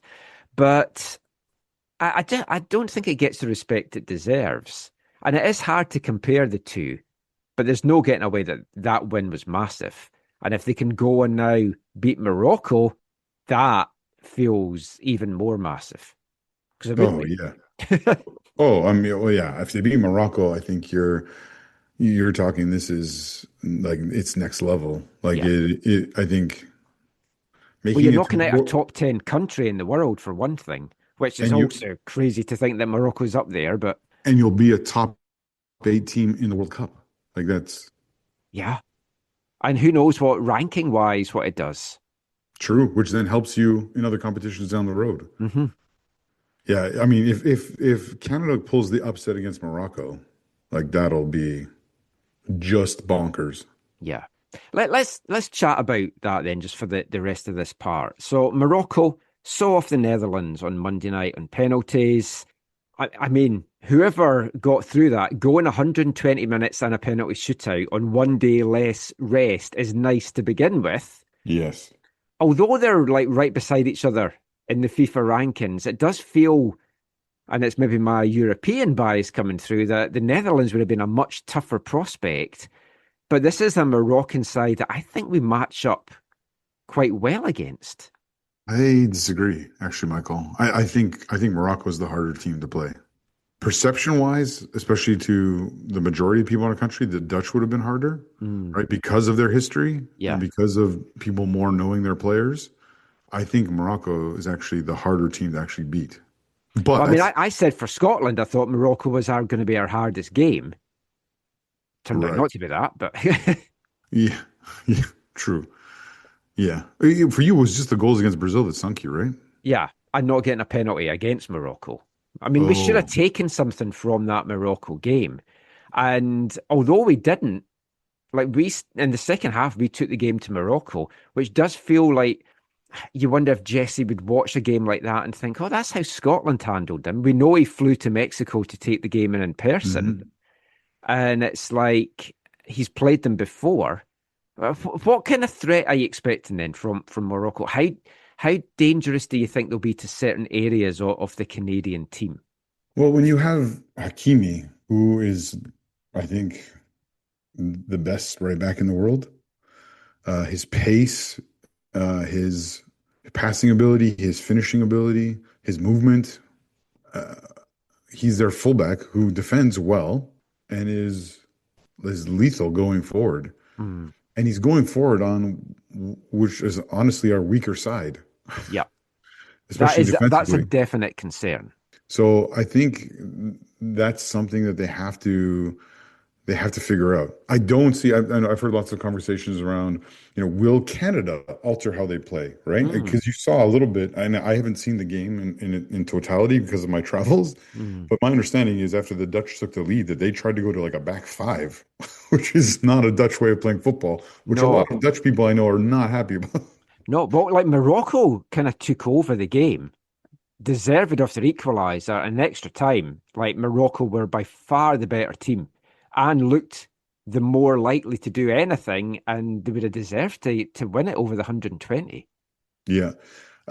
So Canada has to worry about that. So will Jesse Marsh say, no, we're Canada. This is how we play, and keep on the front foot, keep up with the press, or will he adjust that at least a little bit with a mid block or what? Like, they're going to have to make some kind of adjustments because I don't think you can go out nonstop doing what they do. Because even against you're South not going to go Africa, toe to toe with them. no, even against South Africa, they look exhausted doing it. Right? Yep. You thought, okay, how are they going to do this for 30 minutes if it went to extra time, right? Yeah. But But we're not a defense-minded team, and No. we might now need to be. But I mean, look at how we played in Copa, yes. and I think that is kind of the mindset and the game plan that we need to take into this. Yeah, but a key part of that was having the pace Moise Mombito and Yes. Alfonso Alfonso. Davies. So Alfonso's not going to start. Moise Mombito, I think he does start because Yeah. I think you saw I think he can help with the pace. And then you saw how awesome Luc de Fougerolles was off the bench. He was Yes. awesome off the bench. And so I think they will start Mombito for his pace. The Moroccans are playing Saibari through the middle. You know who Saibari is, right? Mm-hmm. Saibari has just been signed by Bayern Munich. Yep. He is going to either be the backup to Harry Kane or someone who vies for time in the middle at kind of the 10 second striker role, or maybe even play on the wings. And I think we paid like 50 something million for him, right? And he's scored a goal in every game of the group stage and scored a penalty in the knockouts, right? And he's a beast. Like he seems like he's got some pace to him. He's not like the fastest dude, but he seems like he's got enough pace to him. The dude seems like he can shoot from almost anywhere. It seems like he can hold up the ball well. He's big and strong. Seems okay in the air. Like he seems like a bit of a even complete center forward is not the right way to talk about him, but he's a center forward with tons and tons of tools. They're going to cause Canada lots and lots of problems. Yeah. It's your back four set of like Johnson, Bombito, DC, and Richie. I think it has to be. Yeah. I think we have to go. And you got de Fougerolles coming in. But you know what I would do, Michael? And I was a little disappointed that, yes, the round of 32 was his first appearance. I think I put Segura next to Eustachio. Well, I was going to say, I don't know that Saliba in this game is the way to go. No. I think Segura. You want someone more defensively responsible? Because that defensive responsibility also freed Eustachio to go forward when he wanted to. Now, against Morocco, he might be have less freedom, but I think you want someone more defensively sound. And I think think Whitecaps with Kubis and Berhalter. You've got Kubis there as the guy that lets Seba get forward. Exactly. And yeah, I think bringing Segura in allows Eustachio then to get forward. I was wondering whether he would go with that or Chouanier though. Yeah, I don't think so. Like Chouanier and Eustachio, yeah, is that too adventurous? I don't think it's the most ideal. I'd be disappointed if that's the right way. Not because I don't like Chouanier. I do. I just don't think this is the moment for him. Yeah, and I like the Segura shout. And I think even though I don't think he's had a good tournament, he had a couple moments in the game against South Africa where I was like, oh, he's back. But I think you go Buchanan on the right for his pace and his ability. He knows what it is to play wing back. his ability to hopefully they have him switched on defensively. The left is the bigger problem. Yeah. I think the left is I part of me wants to see Schaffelberg get a start if he's ready, and also because he has pace. But I think it might be Ali Ahmed because he can both go forward and he can help back. He does also know what. Yeah. See, I have a hunch it might be Schaffelberg, but I do feel that if we go with Ali, his defensive, because it's been so drilled into him at the Whitecaps, his defensive responsibility is going to be crucial. Yeah, as long as it's not Liam Miller. Side. As long as it's not Liam Miller, I can live with it. No, in all respect to Liam. Yeah, but to me, Liam Miller starting knockout World Cup matches is like crazy. The only thing, and I don't know, I've looked and I haven't seen anything. The fact that Ali didn't even feature against South Africa was a little confusing. I was like, has he got a knock? Because he came off early in the Swiss game. Yeah, I don't know anything about that. But if he doesn't, I think they needed Schaffelberg's pace against South Africa. They needed the fastest option possible, and then they brought in Davies and Schaffelberg. Yeah. So I think Ahmed shouldn't feel slighted. I think Kyle Aaron was being held back in case he went to extra time, and he would have replaced probably Jonathan David. Yeah. But what do you do for this game? Because obviously Jonathan David's going to get the start. Well, I say obviously. You'd imagine Jonathan David's getting the start. I would assume it's going to be David and Tanny. However, I wonder if they're thinking about doing David with Saliba behind him as more of a midfielder, more of a 4-2-3-1. That'd be an interesting. Or maybe you put Chouanier and Segur with Eustachio in behind David. Something like that, where they try and bolster the midfield to try and win the battle in the midfield. I'm not saying they will. Feels big because they might not win the battle in the wings. Exactly. Yeah. Or you have more cover. Yeah, you can send that extra midfielder wide to double team Hakimi or whatever. You also want some fresh legs as well. I do think if they're chasing the game, this is a game to bring Jayden Nelson into because no one's seen him at the tournament.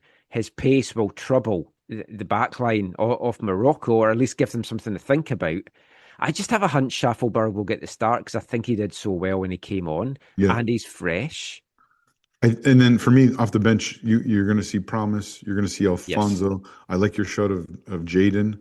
It might, depending on how the game goes, this also might be a moment for Oso, someone who can get into the midfield. He could be that other midfielder. Yeah, actually, because he's got the experience. And he's good on the ball. He's good at keeping the ball. He's not bad at winning it back. He knows how Jesse wants to press.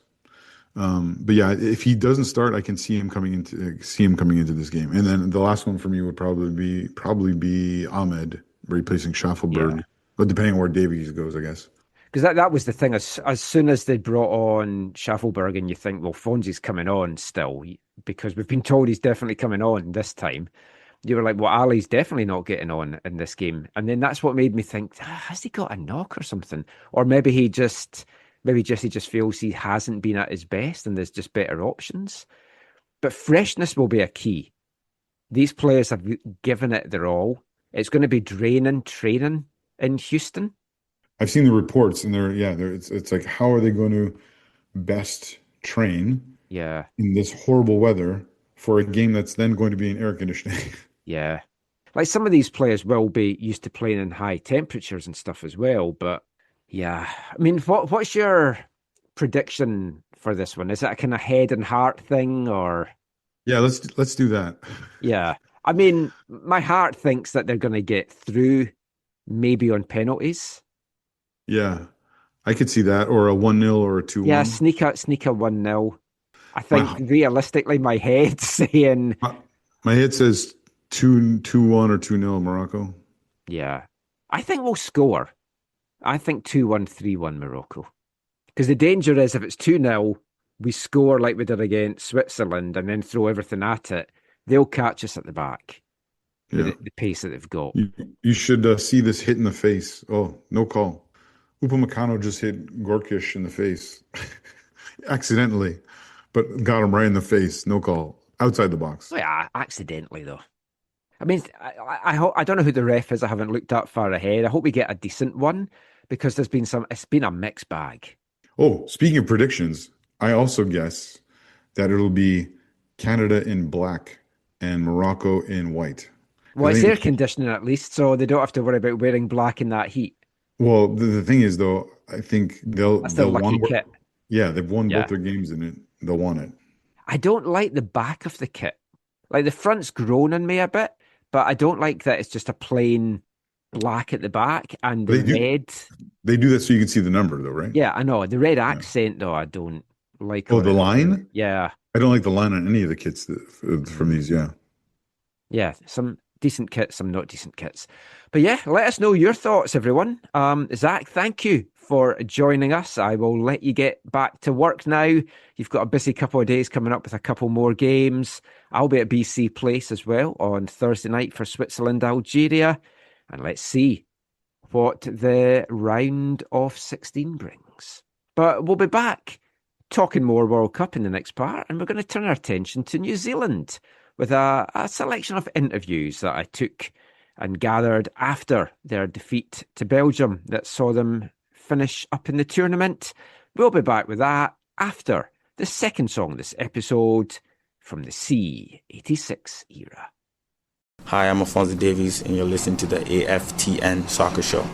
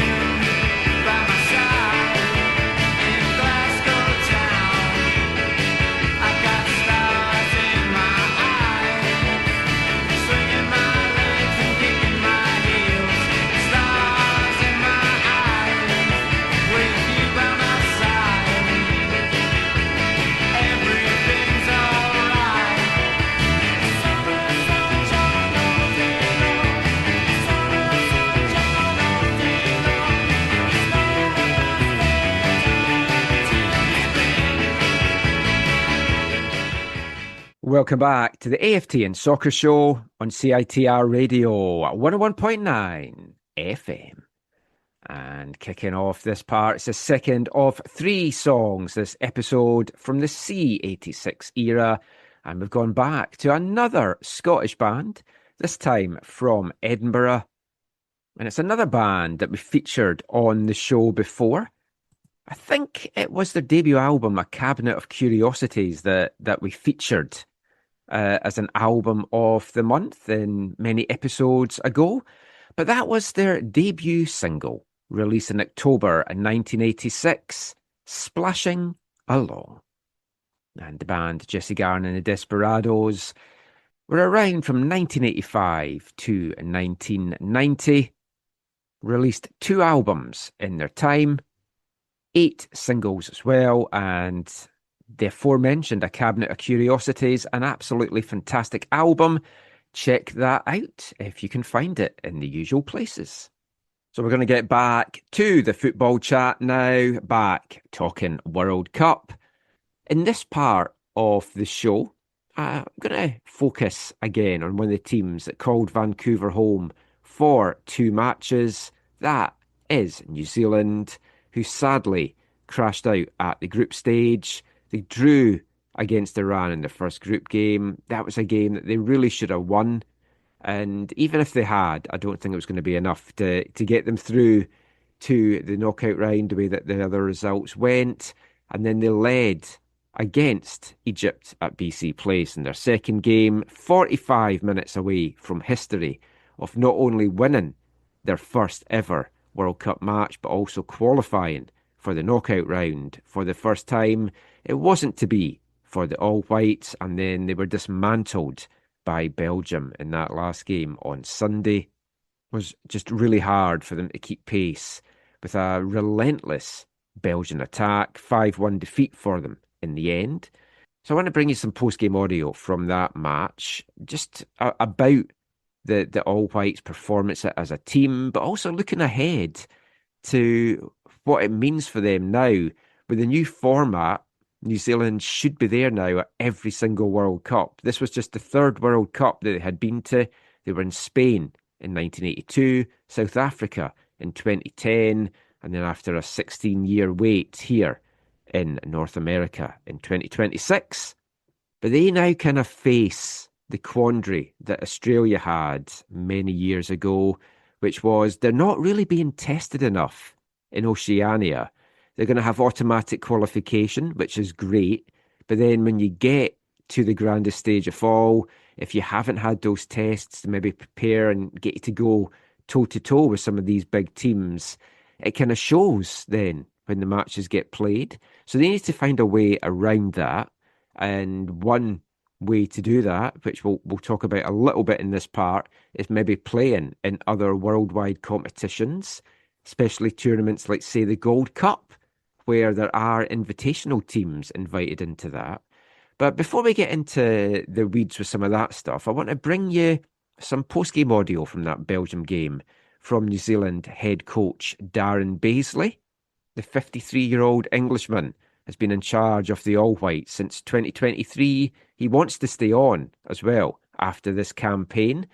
And the way that the post-game works for these, you can have access to the post-game press conference or the mixed zone. I always prefer picking up the mixed zone because they're videoing the press conference anyway, and you can grab other players and have good chats with them in the mixed zone if they want to stop. And I've got to say, the All Whites were all class, because every single player after that Belgian defeat that myself and other media tried to stop to chat to, they all stopped. They were all very generous with their time, talked about the games, being here in Vancouver, a load of other things as well. And for Darren Baisley, he had done his post-game press conference, but he knew there was going to be media that wanted to speak to him that didn't have access to the press conference, that were in the mix zone. So he came into the mix zone and spoke to a bunch of Kiwi media and myself for another 15, 20 minutes afterwards as well. So I'm going to bring you a selection of what he said in that chat just now. Here's All Whites head coach Darren Baisley. I guess to the result, to the scoreline, and I guess the outcome of this World Cup being over for you guys. Yeah, I mean the scoreline hurts, because it sort of blows out, and we survived for a period in the first half under real heavy pressure, and survived that penalty call, which I didn't think was a penalty, but it was constant pressure from Belgium, and we couldn't get a foothold in it. But we survived with a lot of last-ditch defending and a lot of clearances, and and that was we needed to get to half-time to then try and push in the second half. So conceding that goal when we did, a corner wasn't a great moment for us. I've said in the press before, for us to win tonight and qualify, we needed to be immaculate defensively, and not make mistakes. And there we are halfway through the first half, and we've made a mistake and had a set play and conceded. After we've conceded, we're a team that's not going to sit back and just lose a game. They do want to attack. They do want to try and get back in the game. And unfortunately, when you're doing that and you play against a team like this, it opens up spaces, and you can get punished. And we did. But even at 3-0, I was so proud of the boys. They kept trying to play, and they kept trying to find that way to score a goal. And then we did find a goal, and there was a moment of, okay, let's go again and try and get another one, and then suddenly we get punished again. So there's definitely moments of, I thought we defended very well for long periods, but the moments where they're just ruthless and clinical with their finishing. On reflection, Belgium's an awesome team, but on reflection overall the tournament, was the defensive examination harder than expected at this World Cup? I I think there's moments of defensive lapses. I think when you look back, I think we defended really well throughout this tournament and been punished in moments that we didn't. So I suppose I'm contradicting myself really. But for long periods of the Iran game, the Egypt game, we did defend very well. But when you're playing against some of these players that, world-class players that they're clinical and ruthless, and we get punished if we're not flawless for 90 minutes, we have been punished like we have in those other games. So I think these are lessons for our players. We are very young. Obviously a couple of the guys a bit older, but the majority of this team is very young. And this is really the first time they've been exposed to this type of level of ruthlessness, and professionalism. They all play professional football, they all play in good leagues, but we've only got Woodsy that plays in the Premier League.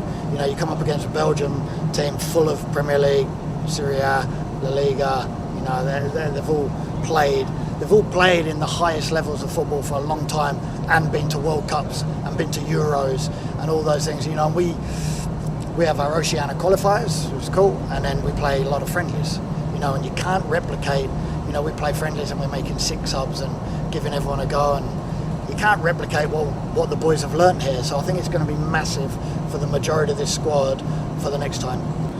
When the dust settles in a few days, what do you think your biggest regret will be about this campaign? We didn't get knocked out by this game tonight. We were leading against Iran twice, and we were leading against Egypt, and they're the moments where the points are at stake. We should really, with those performances we put on, we should have been coming into this game probably on 4 points, and this result doesn't matter.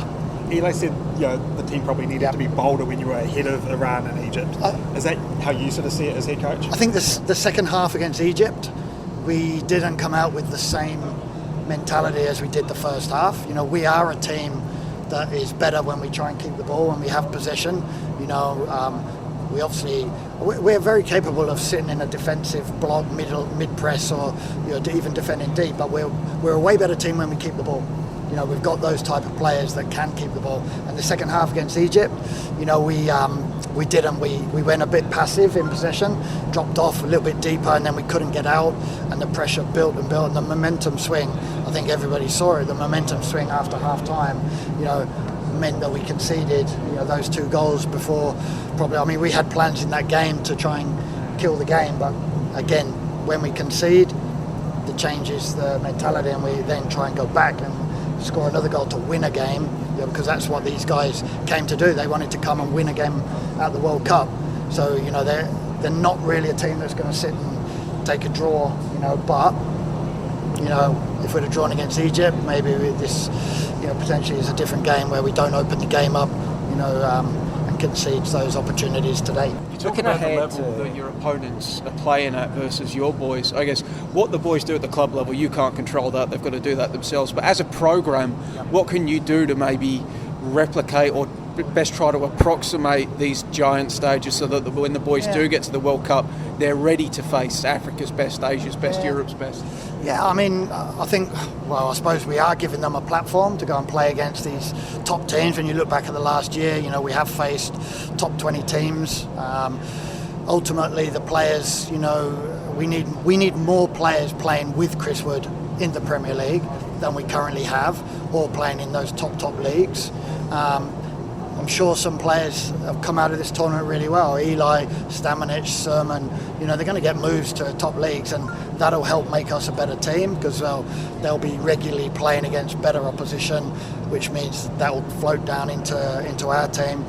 I think we've just got to keep playing as many high-level games as possible. How we get into competitive games is quite difficult.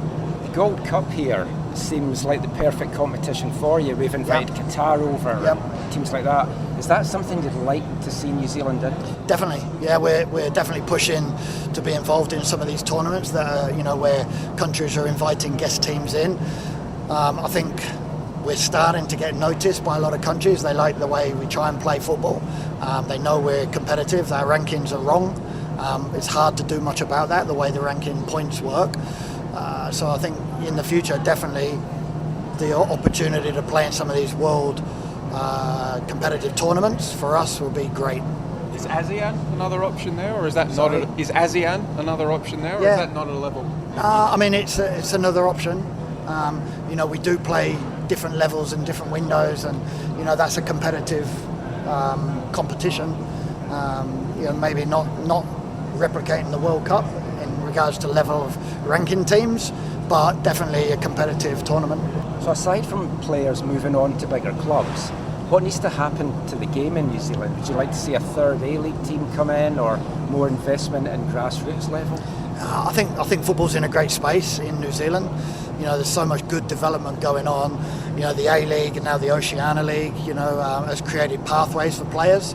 I think you see someone like Jesse, really being great for him. He's coming to Auckland, had great season, just played at World Cup. I thought he brought a bright spark in the second half here. I think he's played every game, so he's played 3 games at a World Cup. And now he's got his move to Scotland. So yeah, pathways are great. If there's a third club, that'd be awesome. The more opportunities for Kiwi lads to start their professional careers or to come back into, like Logan has and Franny de Vries have. It's a great platform for them. Ultimately, can we get more of these guys like Stamanic, Joe Bell, Eli, Callum into the top leagues? Darren, there's been a lot of hunger from the young boys who've come from here. They were already talking about learning from this and going again in 4 years' time. This team's now in a position where it can talk about 4 years' time like no All Whites World Cup team has before. I guess how much hunger is there from you to sort of carry on with this group of players? Oh, you know me. I love this job. I love working with these boys. I'm so proud of these guys. The way they've gone through this tournament. If you see the culture and the environment that they've got together, that we've worked. We as staff, I'm so lucky. I've got good staff, great players to work with, but together, we've really created a really good environment to hopefully go and perform. And I think, Iran and Egypt, okay, you take the game against Iran in the first half against Egypt, I think they were our best performances in 4 years. So for us to do that at the World Cup is testament to them, and that's a good space to go for our players to be able to perform here while still not getting the win that we wanted. I always, I do understand that, but they'll be better for it, and they're a great set of lads that, I'd love to help. We asked Chris about his future, and he says mentally he's always going to want to play. It's just physically whether his body holds up. Knowing how he goes about things, how he looks after himself. Do you reckon he'll be here in 4 years' time? I wouldn't say never. It wouldn't surprise me. He's. There's players playing at this World Cup that are older. I'm sure he'll still be playing. Where he'll be playing, I don't know. But unless players come through and not got past him, then Woods is still going to be the main striker. And we do need that. We need players, especially in that position. We've got some players like Ben Wayne and other players, but Woods is special, and will he still be our best striker next year, in 2 years' time, 3 years' time, 4 years' time? I wouldn't rule it out. So just to be clear, you're going to take a few days to think about things, or you would like to continue? Oh, I'd like to continue, yeah, for sure. I think it's been a great campaign. I've loved every minute of it, and the experience here at a World Cup has been amazing. I think we've had some moments where we've started to show the type of team we can be. We haven't got the win that we wanted, but it was always going to be tough. Whatever group you got put in here, it was going to be tough. Pretty proud of some of the football the players have played. To be able to say there's a New Zealand team playing that style of football, which was really important to the players. They wanted to play a certain style. We've done a lot of work in the last year around, okay, that style needs to be result orientated, and we've got close. A few games this year we've got close, and like I say, Iran's going to hurt when you lead in twice and you play that way and don't win. But they're a good team. They've gone unbeaten through this World Cup now, so they're a tough team, full of tough, experienced players. They're all good teams. It's a World Cup. It should be tough. You're contracted through December anyway, right? Yeah, contracted through to December. This is going to be, there'll be a full, you guys have do a thorough sort of review. Yeah, there'll be a review. I'll be involved in the review, and ultimately, I suppose people will make decisions at some stage around the future. He's the gaffer. You can try it on with him. He's the gaffer. Even when he's on a limb. He's the gaffer. When his back's against the wall, has the answer to it all. He's the gaffer. Darren Baisley there, just giving some post-game thoughts of New Zealand's tournament and what the future holds in store for the programme and for the head coach himself. And when you are talking about the future of the programme, a question which I mentioned in the precursor to the interview there and asked a few of the All Whites players as well is, what does the future look like now for New Zealand? It's going to be 4 years until the next World Cup. Without taking anything for granted, they're pretty much expected to be qualifying for every World Cup now, with how weak really the Oceania region is and having one automatic berth. So I'll play a little bit of audio, and it's very mixed quality because of that air conditioning in the mixed zone at BC Place. But we'll hear now from New Zealand's top goal scorer in the competition, Eli Just. Plays his football with Motherwell, Liberato Cacace, and also from Ben Auld as they share some of their thoughts as to what they would like to see for New Zealand going forward in terms of stronger competition and how this money can be spent to develop the game down in New Zealand.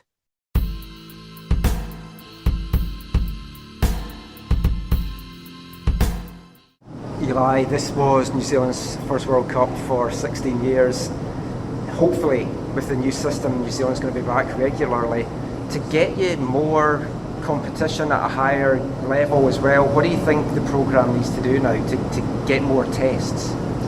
Yeah, I mean, it starts from the people in charge at New Zealand football. They need to, invest the prize money into grassroots football, make sure that there's systems in place, coaches who are passionate about developing young Kiwis, and then I hope that in 4 years, 8 years, there's plenty of boys coming through that maybe watch us and can believe that they can do it at the top level.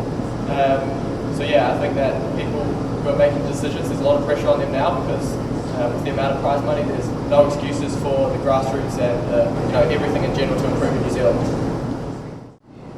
Eli mentioned 4 years is a long time till the next tournament.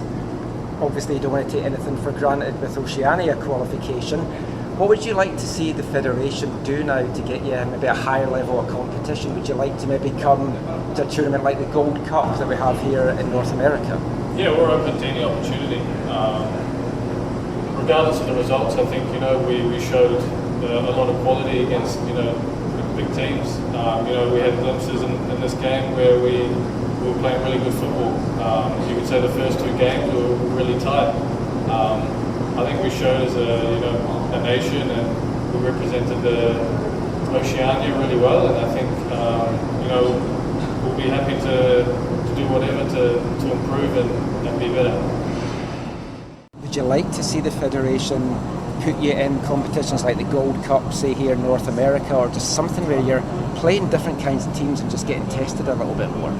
Of course, any test is really important, and any opportunity for that to happen would be important for us. I think they are doing a great job, like I said, at getting us top-level competition. If there's tournaments that we're able to get in, which they've done during windows, it's great. But any chance we get to play against top-level opposition is just great for us, and it just will help us improve.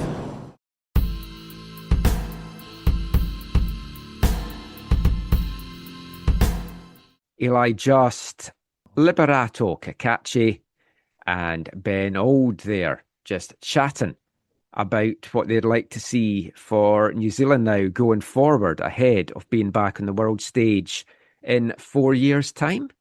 And one player in the New Zealand squad that featured in their last appearance in 2010 and in this appearance in 2026 was Nottingham Forest striker Chris Wood. And the 34-year-old didn't bag a goal in the tournament this time around, but such a key player in terms of experience and just quality that he brings to this New Zealand roster. And I got a chance to catch up a little bit with Chris Wood in the post-game mix zone. I'd stopped him, asked if he had a few minutes. He was very generous with his time. By the time I got through the second question, the other Kiwi media had kind of flocked around us, so I have some questions coming in from them as well, but some interesting things to hear from the big striker.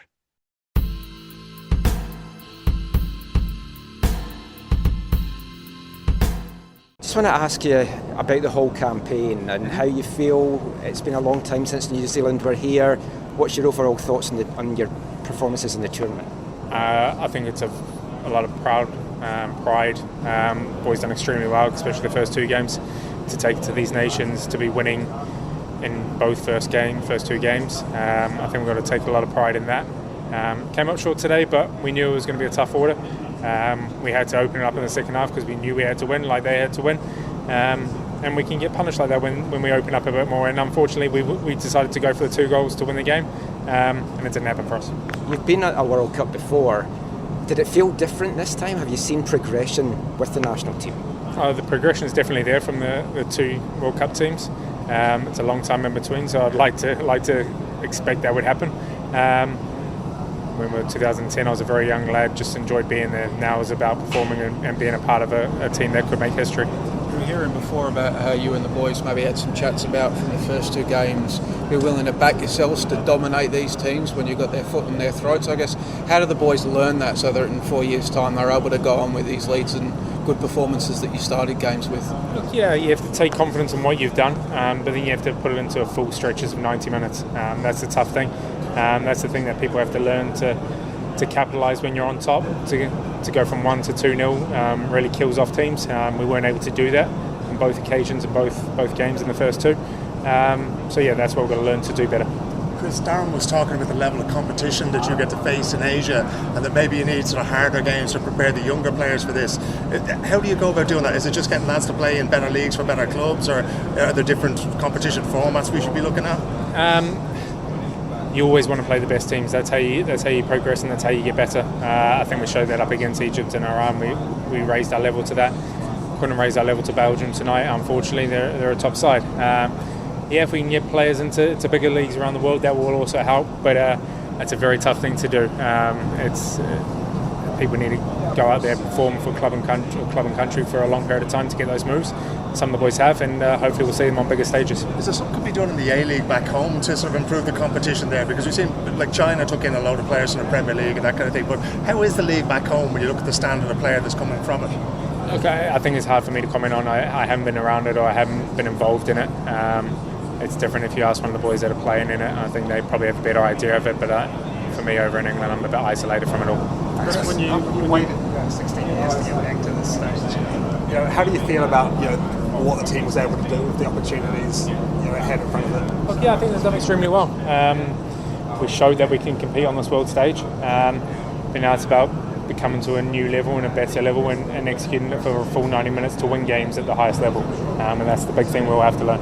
How have you found about the balance the team has been trying to find between playing the way it wants to play, expressing itself the way you guys talk about, but then I guess still being having that tradition in New Zealand tightness on defence? Like, it feels like you guys didn't quite nail it across these 3 matches. Look, it's very tough for playing up against the best in the world, and you can come unstuck and they can pick moments off. You have to be perfect at every single stage of the game. We weren't at times, but that's life and it happens. But we're proud of what we've been able to do. When you reflect on this, Chris, in a few weeks, how much will the Iran game hurt, knowing how well you played, but you couldn't get the win that was probably possible that day? Yep, I think that's what it comes down to, that first game. To put ourselves in those situations twice in a game is huge. We need to go kill games off, and that's what it's about. I think getting that second to go even further in front and putting a real dent in other teams' emotions in that sense. That'll be the big one we'll look back on. When you look at the core of this squad, there's a decent chunk who will still be under 30 years old when 2030 rolls around. Do you feel as though it's got to be capitalised on, of course, but there's a foundation there to go one better in 2030? Yeah, there definitely is. We've got a lot of great players at a good age. Even when you're over 30, you can still be in your prime. So as I like to think a lot of our players have shown. But yes, I think ultimately in history, players at around 28, 29, that's when you hit your peak and you do extremely well. So hopefully in 4 years' time, those boys or this team or the country will be in a great stead. What did you make of Vancouver, just as a city to visit? Fantastic. Couldn't speak highly enough of it. My family love it. I loved it. We'll be back to visit for sure. If you want to come into Whitecaps, we'll take you. If they're still here in a few years' time, that's the only problem. Chris, do you think, right now, I know it's right after a game, but do you think you're going to be here in 4 years' time? 4 years is a long way away. A lot changed over the last 18 months for me in my career and my body. I'm not ruling it out. I know I want to play for at least another 3 years. It's all going to depend on where I'm playing, how high I'm playing, and if the body can continue. But I have no intention to stop just yet. But football is a funny game, and we'll see how it goes. Chris, you told me 2 years ago that you did want to play in 2030. Obviously, you just said about your body, but if it's feasible and your body holds up, you're still going to have the hunger and drive to be there, right? That still will be that side of it will not stop. It's the body and playing at a certain level as long as I'm at the right level.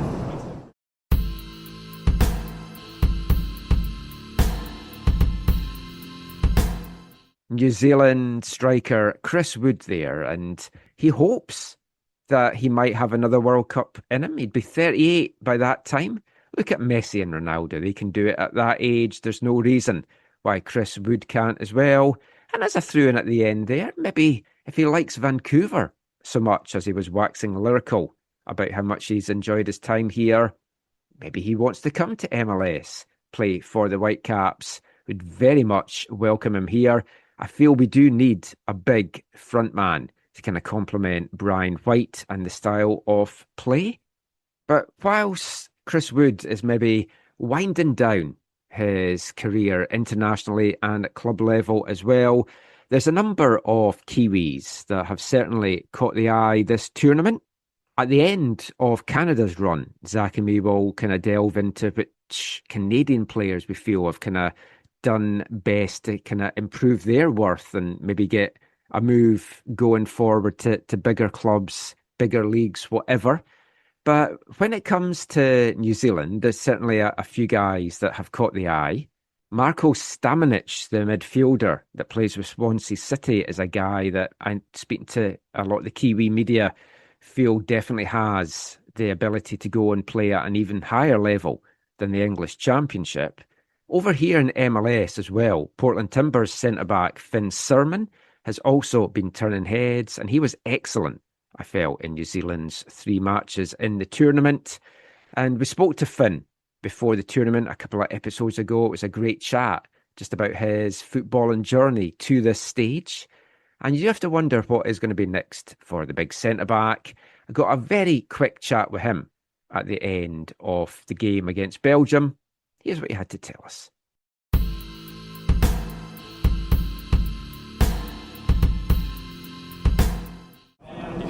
On immediate reflection, there's a number of things that we can take away. I think that the first and foremost is that we're here to compete and that we can compete at this level. I think we've shown that, especially through those first 2 games, that we can compete at this tournament and that we are continuing to improve and get closer to achieving goals. I think that's a big thing. I think that you see today the level of what some of these teams are at, and we need to be prepared to play against these types of players and these nations, and that's something that we can continue to work on and be more prepared for. Hopefully we have a large number of players from this group continue on and continue to play for the national team and create stronger bonds, but also with a lot of experience we can take away from this tournament, which has to be as a positive.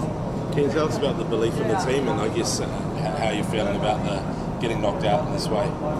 Yeah, I mean, it's really disappointing. I think that coming into this tournament, we did believe as a group that we had the quality and had the team to be able to create history and win our first game and get out of this group first and foremost. So that on that aspect of it, it's disappointing. And I think that we still believe coming into this game we could win and get through the group. And so that is disappointing the way it's gone tonight. And, that's football. They showed their quality today, and I think that, like I say, the only thing we can do is take the positives and learn from this kind of experience in this tournament and hopefully come back stronger. Have you gained, what sort of confidence have you gained from going up against these legendary players? Yeah, I think it does do a lot for individual confidence and team confidence. Like I say, we proved that we can go toe-to-toe with a lot of these top nations, especially in these first two games. I think, that first 45 against Egypt, I think that shows that we can compete against top-ranked teams. And these are things that us as players have to, take forward, and there's no excuse now to not perform and to not be able to show ourselves against these nations, because we've shown we can do it, and now it's about doing it consistently and winning games. Playing at such a high level as this, playing against top opposition, is it going to be weird getting back into the MLS groove now? Yeah, I don't think I'll take the approach any differently. I think that there's a lot of stuff I've learned from, I speak to some of my teammates even just now, and there's a lot of stuff you can learn from playing against these, just high level players, and you learn from that sort of stuff and take the little things that you learn, and then I'm going to try to apply that to back in Portland, and it's something that I need to take on board and make myself better with, and just continue to try to both improve, develop, but also try to dominate. You might not have seen this the other night, but there was lots of fans in the crowd wearing Timbers jerseys that come up to see you. I mean, what does that mean to you? Oh, it's super special. I think the support I get from that club is incredible. The fans really make me feel appreciated, and to see, I did see a few Timber shirts in the crowd, and that's really awesome. Something so special to me is that they support me so much.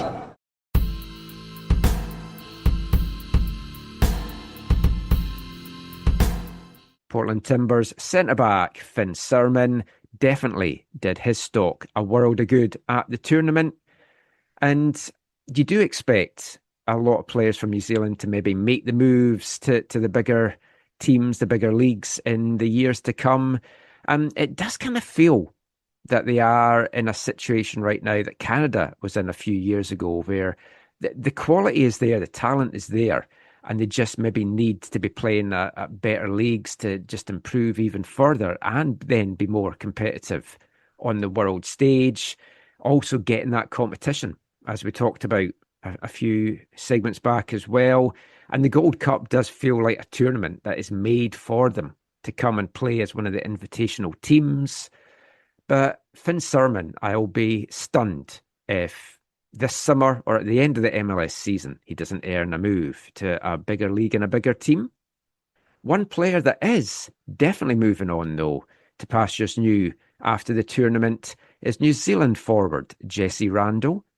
Fresh off winning an A-League title with Auckland FC, he is now going to be making a move to Scotland to play with Dundee United in the Scottish Premier, the second New Zealand player alongside Eli Just to go and play in the Scottish Prem. And I got a chance to chat to him in the mix zone. It was a nice little one-on-one with Jesse, just about his tournament that he's had, the year that he's had with winning the championship at Auckland, and pastures new over in Scotland.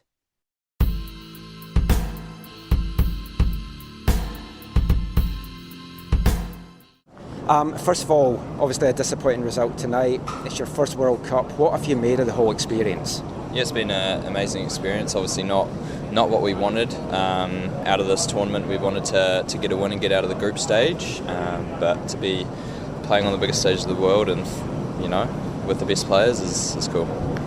I know it's disappointing just now, but when you look back at the year you've had, like winning the title with Auckland and the year that you had with them, even last year with them as well, and now being at the World Cup, you're going on a new adventure. How do you look back at the last 12 months just on a personal level?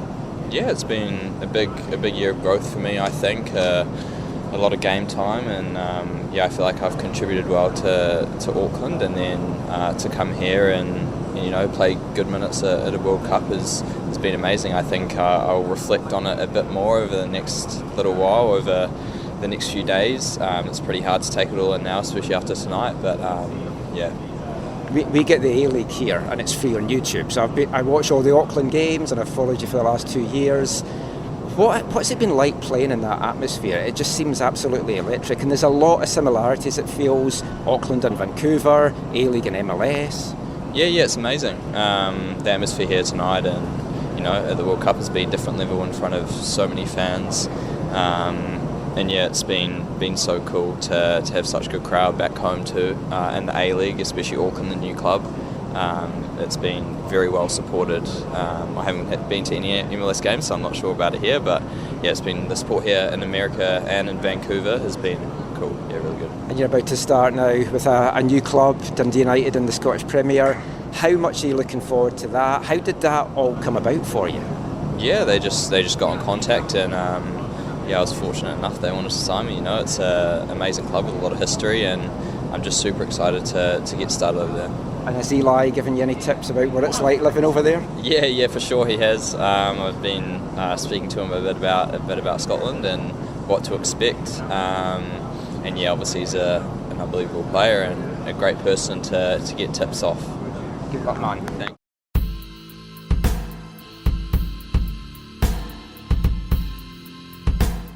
New Zealand forward Jesse Randall there, and wish him all the very best in his new club, Dundee United, over in Scotland. We had a nice little chat after we'd finished recording as well, just about life in Scotland, what you can expect in Dundee, and a few things like that. So, yeah, let's just see what Kiwi players do move on. Maybe a Whitecaps player or two might move on after this tournament as well, because both Andres Kubis, who is now in the last 16 with Paraguay, and Sebastian Berhalter, who hopes to join him there with the US on Canada Day, they might be moving on to pastures new, if not directly after this tournament, maybe at the end of this MLS season. And we're going to chat with Sebastian in the next part, alongside a few of his Whitecaps teammates, just to talk about the tournament and what this soccer buzz can mean to the city of Vancouver, Canada, and the US. And we're going to be back with all of that after our third and final C86 song for this episode. Hi, I'm Derek Cornelius, and you're listening to the AFTN Soccer Show. Said that she will treat you right, but you know that it's not true. Said that her love will suffice, but you know that it won't do. Should you need something better, then you'll know where to come. If you don't want me, then I won't stay. Give your excuses, but that's another day. When I can say, I told you so. Say that we used to be friends, said that that's unfair. Said love you to the end, you know she'll never care. Should you ever feel cheated, well you'll know who to trust. If you don't want me, then I won't stay. Give your excuses, but that's another day. When I can say, I told you so. She don't love you, she don't care. When you're sad, she won't be there. She'll be gone, she will flee, but you'll never listen to me. You know that she'll be leaving soon, you like to think she'll stay. Dream will burst, pop your balloon upon that very day. Should you need a dry shoulder, well you'll know who to trust. If you don't want me, then I won't stay. Give your excuses, but there'll come a day when I can say, I told you so. I told you so. I told you so. I told you so. Welcome back to the AFTN Soccer Show on CITR Radio 101.9 FM. And kicking off this part, it's the third and final C86 song that we're bringing you this episode. This time from an English band hailing from Oxford. And I was very surprised that they weren't even on the original C86 cassette, because their sound certainly matched up with everything that you'd expect from that. The band is Tallulah Gosh, and they were around from 1986 to 1988, released a lot of records on three very iconic indie labels of that time: Sarah Records, K Records, and 53rd and a Third, the Scottish record label. And the song you heard there was one that was featured on the expanded deluxe 3D edition of the C86 cassette that I was talking about, as were, incidentally, the other two songs that we've played on the show. It was originally released in 1986, free with the fanzine Are You Scared to Get Happy? and that song is called I Told You So. The band released 6 singles overall, and no album from them, but their most famous one was their self-titled track, Tallulah Gosh. And 3 members of the band, Amelia Fletcher, Matthew Fletcher, and Peter Momchiloff, went on to form the band Heavenly in 1989, a band that we have also featured as Artists of the Month here at AFTN, and a band that I got to see play in Vancouver for the first time on Sunday night. They were playing at Hollywood Theatre. It was a fantastic set, an hour and a half mixture of new and old songs. The band have a new album out. Highly recommend you check that out. Heavenly, Tallulah Gosh, 2 great bands from that era. And we'll be back with some more songs from the C86 era in next week's show. Back talking football now, back talking World Cup, and in this part, it's very much going to have a Vancouver Whitecaps bent to it. So at the time of recording this on Monday night, we are a quarter of the way through the round of 32 matches. 4 of the 16 games have been played so far, and we still have 2 current Vancouver Whitecaps left in the competition. Sadly, Ryan Illumi headed home after Tunisia crashed out in the group stages, and Ryan didn't see any time on the pitch. But Andres Kubis and his Paraguay side are now through to the round of 16, shocking Germany with a penalty shootout win on Monday afternoon. And Andres has played every minute of Paraguay's 4 matches so far. 300 minutes of World Cup action to his name. Just the 1 yellow card for him so far, which was in that win over Germany. And they're now waiting to see who they will get in the round of 16. Will it be the favourites France, or will it be Sweden that they'll face off against in Philadelphia on Independence Day on July 4th? You have to imagine it is going to be France. And the winner of that game takes on the winner of the Canada-Morocco game as well in Boston on July 9th. And for Paraguay, when you look back to the start that they had, that 4-1 defeat against the US in the opening game, and yeah, the US were obviously buzzing in that one, their home opener, rabid crowd behind them, all the pressure of the nation on them as well, and they responded superbly with one of the performances of the tournament so far, you've got to say. They looked very impressive in that 4-1 victory, but Paraguay have bounced back superbly, beating Turkey 1-0, drawn 0-0 with Australia to get through. And I don't think many people gave them too much of a chance against Germany, but what we've seen from the last couple of matches from them is they don't ship a lot of goals, and that's what we saw from them in qualifying. It's what we spoke to Andres Kubis about a couple of episodes ago on the show.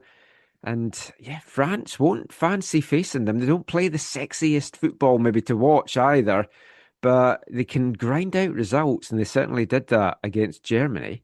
And talking of the US as we were there, it was Andres Kubis against Sebastian Berhalter in that match on June 12th as the USA won 4-1. Seba coming on at half-time in that one, then getting 16 minutes against Australia in the 2-0 victory in Seattle on June 19th. We brought a little bit of audio from Seba that I spoke to him in the mix zone after that one. Well, Sebastian did some media this week ahead of the 3-2 loss to Turkey, a game which saw Seba get a goal and an assist and play the full 90 minutes as well. Also picked up a yellow card, which is something for him to watch for as the competition goes on. So I want to bring you the chat that we had with Sebastian this week. So it's before he got that goal and an assist. So hopefully we can catch up with him again now that he's got that. They've got their big round of 32 matchup on Canada Day, July 1st, down in Santa Clara, taking on Bosnia and Herzegovina. But let's just hear a little bit more from Sebastian Berhalter about his whole World Cup experience so far, how far the US can go in the competition, and what he hopes to see from this amazing reaction and crowds that we've seen in the US and here in Canada across the tournament so far. Here's Seba. The bell and the boys, Sebastian. I want to touch first of all about the atmosphere so that there's been at these two games. There's been a passion for the national team for a number of years now, but even here in Canada and down in the US, it looks like it's just taken it to a different level. How have you found the reception that the team's been getting down there? Yeah, this has been different. This is all you can dream of as a young kid in America growing up and, following the national team for so many years. This is the point, that I dreamed of getting to and being in the field and just seeing all the people in the stands and, it's packed and everyone's chanting and it's a dream come true for an American soccer player. Sebastian, you grew up in a footballing household, so you lived and you breathed the game and it's been part of your life. What kind of impact do you think this tournament's going to have on football in the US, here in Canada? And do you see that kids are going to want to come through now and want to play soccer, want to play for the national team? Yeah, that's the hope. We want to inspire a new generation of kids and just of people in general. Like, I feel like we have a chance to do something really special here and set the tone for the next 5-10 years and in just North America in general, to show that soccer is a real sport and that we can be one of the best in the world. And, we're doing a good job now, but we still have a lot of room to grow and a lot of room to just keep showing that, who we are as Americans, the way we play the game, the intensity, the fight, the aggression, just those qualities that make us American. And, hopefully that's, can be passed through generations that, people can be proud of. What has Pochettino asked from you in this team? And if you think that playing a World Cup at home feel like a pressure or a motivation? Yeah, I would say, Mauricio's just believed to me. He said just to be yourself and to not make it more than it is. He's been from day one a believer in what I do and the quality that I have, and he wants me to keep evolving and keep learning and keep growing and being myself. And I think that's what he's emphasized. And no, honestly, it doesn't feel like pressure, man. It feels like it's a privilege and, you're playing at home soil. So it feels like this is what we do. I've been doing this now for the last year. Some guys have been doing it for the last 7 years. And this is, we love playing at home, and to have the crowd in our favor is amazing. How far do you believe this U.S. men's national team can go in this World Cup? And if you feel that this team is a real title contender, or it is too early to think about winning the World Cup? Never too early, Federico. We want to go all the way. And it's consistent since day one, and since we started talking about this, that's been our belief, and now people are starting to believe a little more in us. But, within the camp, within the group, we've always believed that we can win the World Cup. And that's been the standard set for Mauricio since day one.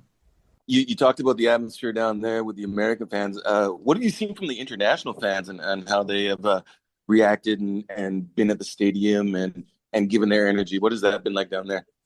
I'm loving it. I'm loving that the U.S. gets to see, what all these other countries are about and how passionate they are for our game of just seeing what it means to them. And then also the international culture, seeing what, Americans are about and, how hospitable we are and how, we treat people with respect and that they get to come in and see our country. So I think it goes both ways, but it's just been so fun to see the bond between, international countries and us. And I think everyone's just enjoying the game of football right now.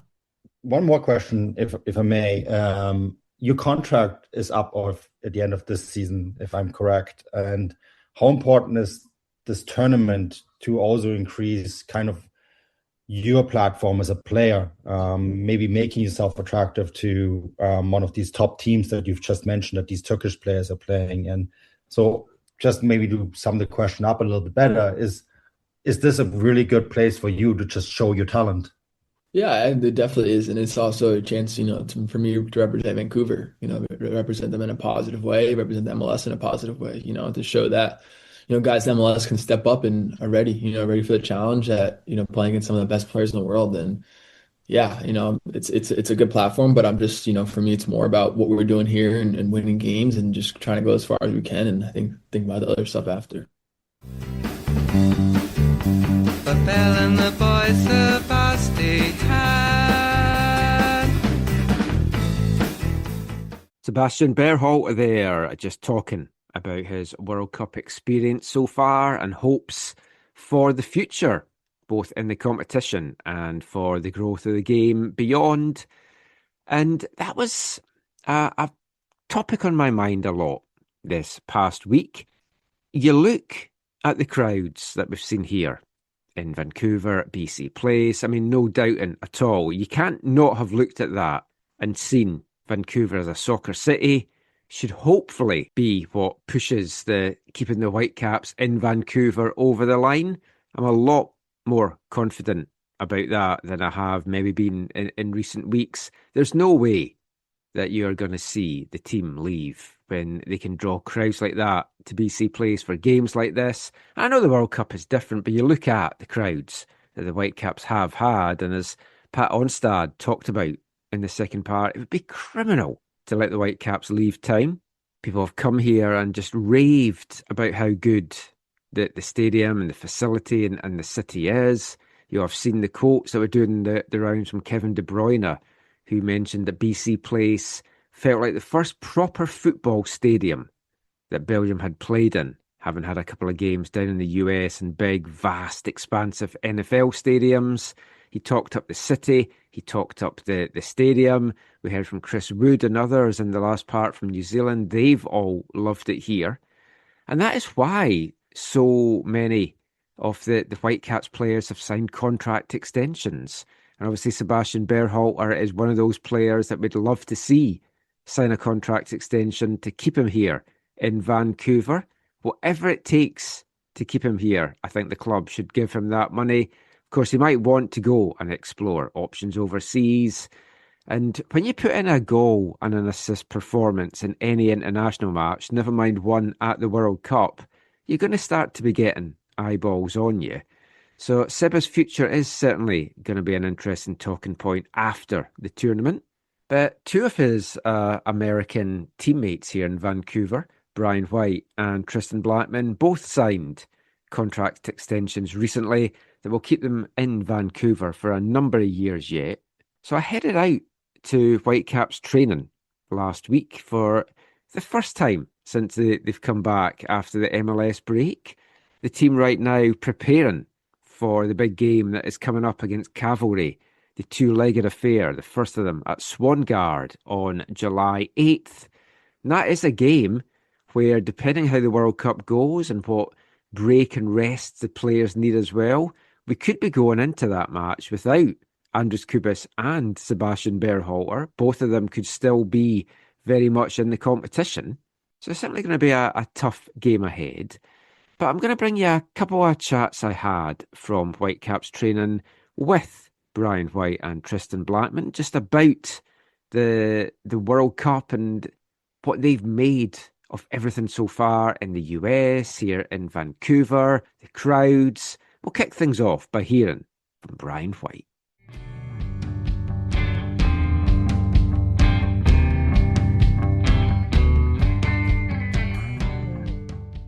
I want to ask you a little bit of World Cup stuff. So I've had the chance to speak to Seba a couple of times, which has been good. One of the things I asked him was, I was down in Seattle for the US-Australia game. Many years ago, I was in Detroit for US-Switzerland in '94. The vibe, the knowledge of the fans, everything just has felt so different in that time.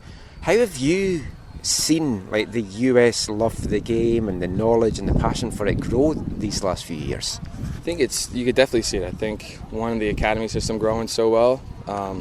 You're seeing a lot more kids come through the academy system, get into the first team and produce and play well and then move on. So I think it goes to show how the game's no longer just like a game you throw your little kids into play, that kids are sticking with it and love the game, and it's just growing more and more, I think, every year. What would you like to see happen in the US after this tournament? Because everyone's caught up with it, and obviously as a host country, there's extra pressure on the team as well, but the vibes are amazing down there. What would you like to see now coming out of this tournament? Yeah, I think one thing I've said for a while now is I like to see the game grow, see fans, support the MLS. Obviously, we're all fans of the Premier League, Champions League, La Liga, all this, and those leagues are great, but I think there's something about having, you know, a professional league that does well, that produces a good product on the field, and, you know, through that support and through that growth, I think the league gets better, the play gets better, the players get better, and that's how you grow this league into something that's comparable to over in Europe. And that's the only way that happens is you get support from your local markets, local fans, and hopefully that continues to grow. Have you had a chance to get to any of the games here? Yeah, both the Canada games that you got to see. So what have you made of those atmospheres? Now you've been in BC Place when it's full, but just the noise level, everything just seems to have upped. Yeah, for sure. I think there's that little added Canadian pride thrown in there, and I think it's been really cool to see. The atmosphere has been amazing. It's been really fun, both games. Obviously, the one wasn't the great result, but I think they should put on a good performance that, you know, all the fans that came out could be proud of. And just watching like Andres play with Paraguay, watching Seba play with the US, how's that made you feel watching that? It's been awesome. Obviously, we've been together for a number of years now, and especially seeing the growth Seba's had. Obviously, Kubas was in the team when he came, but just seeing the growth Seba's had over the last 5 years has been, you know, really special to watch, and we're all so proud of him.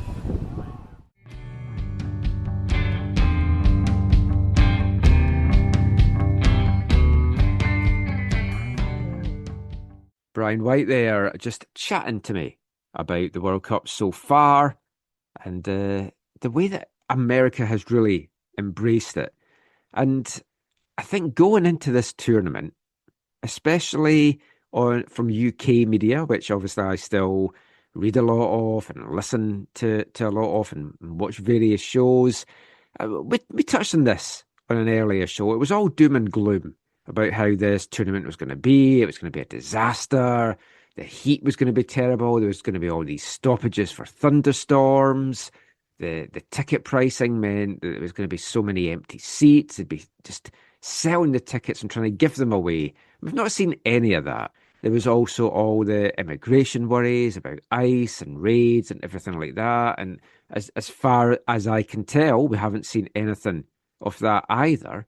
What we have seen in the US, in Mexico, here in Canada, is fans from around the world gathering together as one, the football and family, everyone getting on, no trouble, no fights, maybe the odd like sporadic, isolated incident, but you're going to get that anywhere, whether it's football, another sport, music, just festivals, whatever. But on the whole, it's been a very enjoyable tournament. The football on the pitch has been good. The atmospheres off the pitch have been great. The fan fests have been packed. And I think this will go down as a very, very successful tournament. And of course, the thing on a lot of our minds, as we've talked about a couple of times on this show and previous shows, is what this will mean for the future of the game here in Vancouver, here in Canada, across North America, down in the US. And there's no doubting the growth that we've seen of the game already here from the last time that the World Cup was hosted in the US back in 1994. So I had a very interesting chat with Tristan Blackmon about all of that and what he's made of the World Cup experiences so far.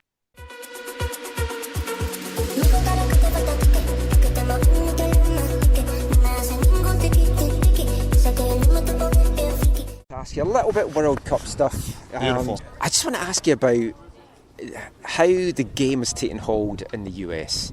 I was at the World Cup in '94 and I was in Detroit and I saw US Switzerland. The vibe at that and the knowledge of the fans, listening to them beforehand compared to before the Australia game, night and day. Yeah. Growing up, how have you seen the game kind of take hold in the States, and how would you like it to now go forward? Yeah, first of all, I think the guys in the group are doing such a great job. Obviously, they've done extremely well so far in the tournament. Just everybody I've talked to, and I think there was a lot of criticism beforehand about what it would be like to have a World Cup in the States and Canada and Mexico. I've actually only heard good things, and obviously that, I'm sure there's some people who can say things that are negative about it, but from my viewpoint and the people I've spoken with, I've only heard good things about the experiences people have had. Not only the Americans welcoming people from other countries into their cities and hometowns, but also the people coming from other countries saying, how interesting it is, the culture, and how different it is in the U.S., and obviously there's a lot more history out in Europe but I think it's just so cool that I think having a good team do well in the tournament obviously propels the soccer in the U.S. and the West in general, in Canada, for Canada to do well, for the U.S. to do well, Mexico to do well. I think it just helps grow the game. And all the teams have done such a great job, but especially the U.S., of course. We've been watching them and seeing the game grow since I was a kid. I mean, it wasn't that big of a sport growing up, really. It was, the basketball, football, baseball were kind of running everything. And, I mean, I'm almost 30 now, but just to see the growth since I've been in the league for almost 10 years, it's been incredible. So I think this only helps to have people have a good experience coming to the States, and for kids to see people from maybe their hometown or from the U.S. making it to that stage. It's so important, and obviously that connection is being built for kids to see. So yeah, I think it's been a really good turnout so far. It's interesting you talking about Americans welcoming fans. I was in Boston as a fan, and it was amazing. And the Scottish fans are going home with a different perspective of the US than what they see in the media. Do you think this tournament will help in that regard? I hope so, because I mean, obviously I have a jaded view. I'm from the US and I had a good experience there. Obviously I'm from there, so it can be different for people who maybe aren't from there. But like I said, I've only heard good things, and it's so funny to see Instagram videos and TikToks of people going to McDonald's or Chick-fil-A or In-N-Out for the first time, and it's yeah, guys, obviously our cultures are different, but we can all come together, and that's the most beautiful thing about the sport we play, is it brings people together. So I hope it goes that way. I hope people are inspired, and I'm sure they are, especially the kids watching the U.S. team and all the teams around the world. It gives you motivation as a kid to see somebody in that light and try to chase your dreams. So like I said, I think they're doing a really good job of that. Have you made it to any of the games here? I know a few of the guys have been at the Canadian games. Yeah, we went to both of the Canada games here. Incredible turnout. It felt like, the first game, so much emotion in the stadium for the first game ever for the World Cup in Vancouver. So no, it's been incredible. All the guys have gone to the game since we've been back in training the last couple of weeks, and it makes you want to play again. It makes you want to be back in PC Place and be with our fans too. But it's been an incredible turnout for sure. You've been here for so many years now, it feels already, and more years to come. Yeah. You've seen the club grow, the fan base grow, and the numbers go up. After this tournament now, what do you hope this is going to mean for the city of Vancouver and the Whitecaps? Yeah, I think even yesterday I went to go visit to St. Ricketts at the booth with Sam as well. Hey, he's doing well. Yeah, shout out to those guys. They're doing a great job. Obviously, it's a tough thing to do, and I think they're getting an insight on how difficult it is to do that job as well. But that's a whole other conversation. But even talking to people, we met some fans there. Brian and I went to the studio to check it out, and just the amount of people who are giving us well wishes about being here, and how much Vancouver has shown that they are a city where soccer should be played. And obviously our hope is for the team to be here. That's the main goal for everybody part of the club, the players, the staff, so the fans included. Hopefully having these games here. Obviously Canada has to go away to LA now, which is a whole other conversation as well. But I think the impact that these two games have had is going to go and carry on for a long time, and I think that's what we hope as well. We can't see into the future. We don't have a magic ball or anything, but I would think that it's had a real positive impact on the community. So hopefully it turns out that way. Thank you so much. I appreciate it. Yeah, thanks, Tristan.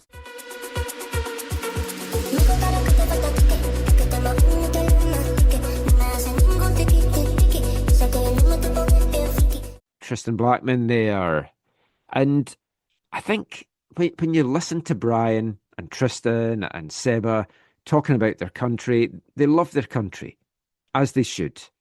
We love Canada. I love Scotland. I also love Canada. And what I said to Tristan there is true. We watch how things play out politically in the US, and we see that on all the news cycles, and we see all the bad news stories.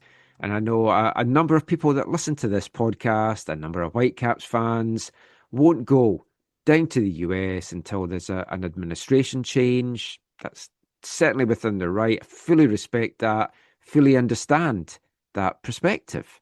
I would say from my experiences, I've only had really good experiences down in the US.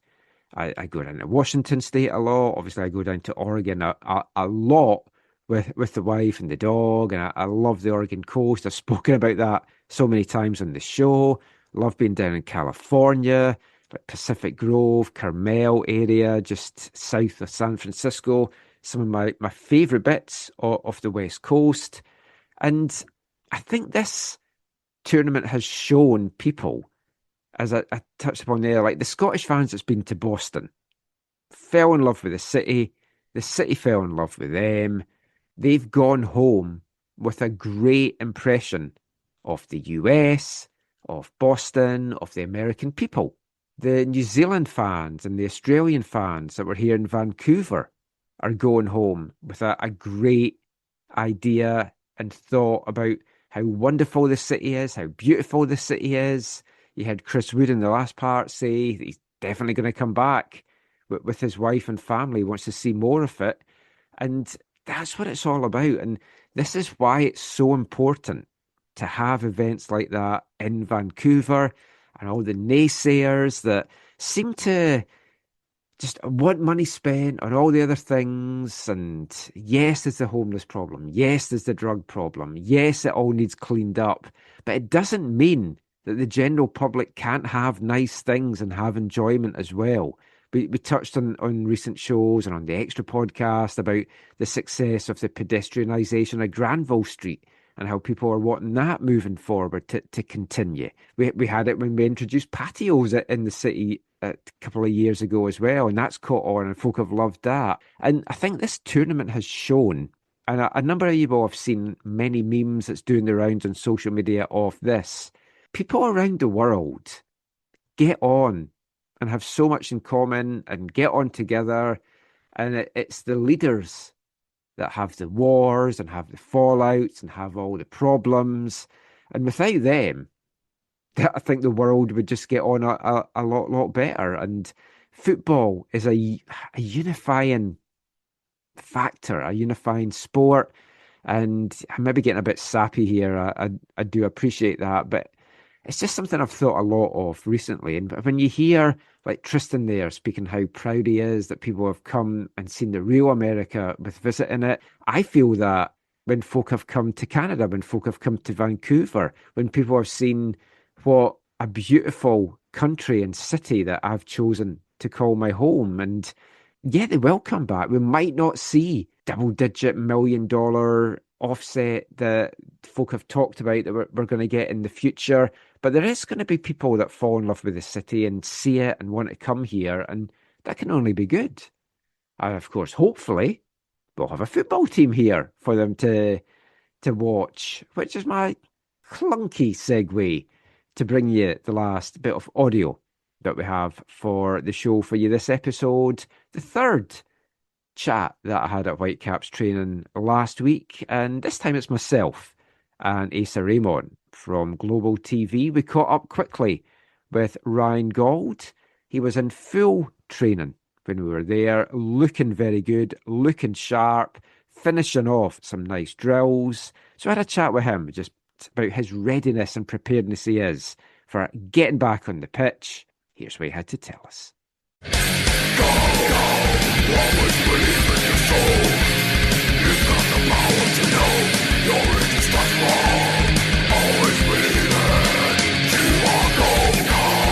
Yeah, Gaul, you just want to get your thoughts on training, how you're feeling at this stage.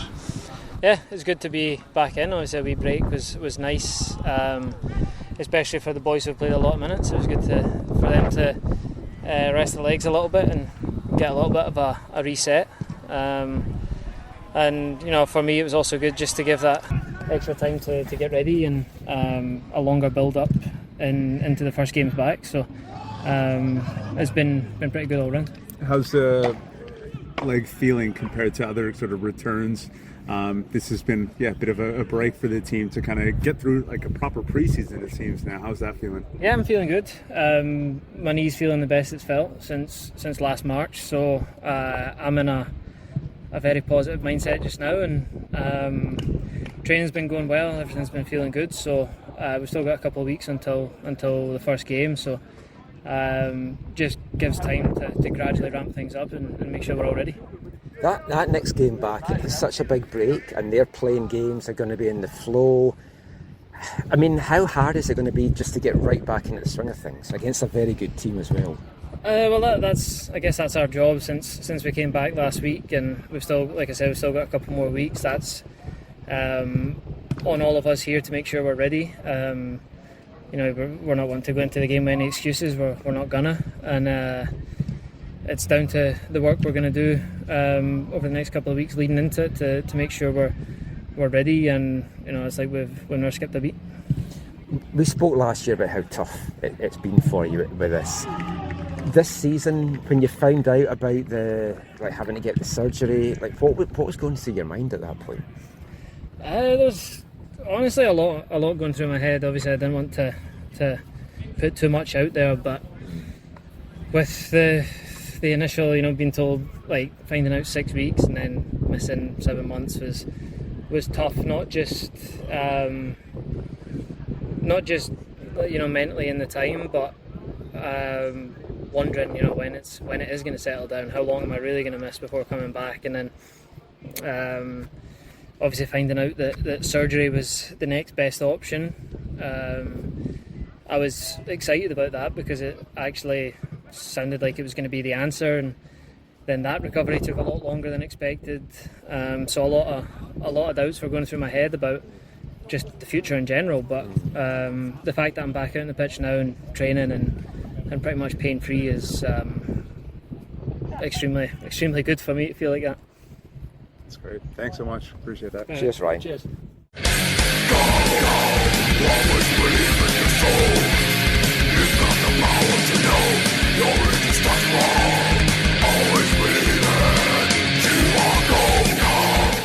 Ryan Gauld there, and fantastic to hear him saying that he's pain-free and that this operation has been the best thing for him. I mean, he must have wondered at times just about his future in the game. When you're expecting to be missing 6 weeks, as he said there, and it turns into 7 months, and then you're back, and you have another injury, then you have to have surgery, and then that's taking longer. I mean, it's just natural human instinct to worry about, well, what's my future in the game going to be like? But he looked so good out there. He looked like the old Ryan Gauld. Thomas Muller was training with the team the day that we were there as well, and the pair of them looked so sharp together. Sam Arakugbe was training fully, and I just can't wait to see them back in action. And we don't have very long to wait, just over a week now before they are back at Swangard on Wednesday, July 8th. And Cavalry will be a tough proposition because they are in full flow at the moment, although their game at the weekend was cancelled because of severe weather, which is hopefully not a fate that befalls the Whitecaps, because after going to Calgary to take on the Cavs in the second leg on July 13th, 3 days later, they're heading off to Chicago to take on Robert Lewandowski's Chicago Fire. So that should be an absolutely cracking one. And it is going to be a tough introduction back into MLS for the Whitecaps. But I think we'll head out to training one day this week, bring you some more audio in the show next week ahead of that game with the Cavs. But that is pretty much it now for the football chat for this show. I've had a bit of waffle, I know, in this part. Just feeling a little bit sappy and sentimental about just seeing the love for the game, the love for our city, and just everything that's happened around the World Cup. It's been a joy to watch on the pitch, off the pitch. And we're going to finish with World Cup Wavelength, this section of the show where we play a song all about football, and at the moment, all with a World Cup theme. And you'll maybe be glad to know that now that Scotland are out, I'm stopping the Scottish World Cup songs. I think there's probably about another 3 or 4 dozen that I could have brought you. It did seem to be there was about 10 or 20 releases every week in the weeks in the build-up to the tournament. But I want to bring you a techno tune to end the show this week. Some of you might have already heard this. It's from Berlin-based DJ and producer Tiscore, and he came up with a rave anthem based around El Salvadorian referee Ivan Barton's announcement of Miguel Almiron's red card for Paraguay for covering his mouth. It was a very distinctive delivery of the news from the video review from the referee. It's been put in to a hardcore dance techno track as well. This is Tiscore, Red Card. This is your referee speaking, and I want you to listen. If you break my rules, you will be punished. I am the boss on the field and on the dance floor. After review, number 10, Paraguay, cover his mouth. Decision is red card. Decision is red card.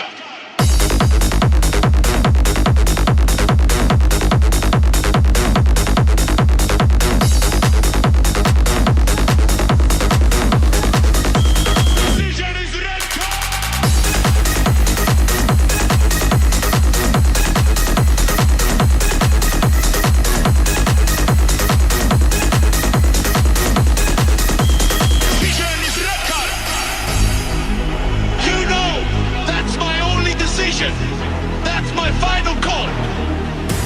Get off the ground now. Don't think I will ever change my mind.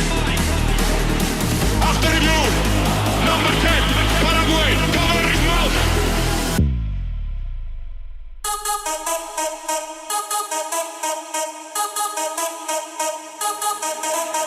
I don't need any yellow cards because the only one for you is red. Decision is red card.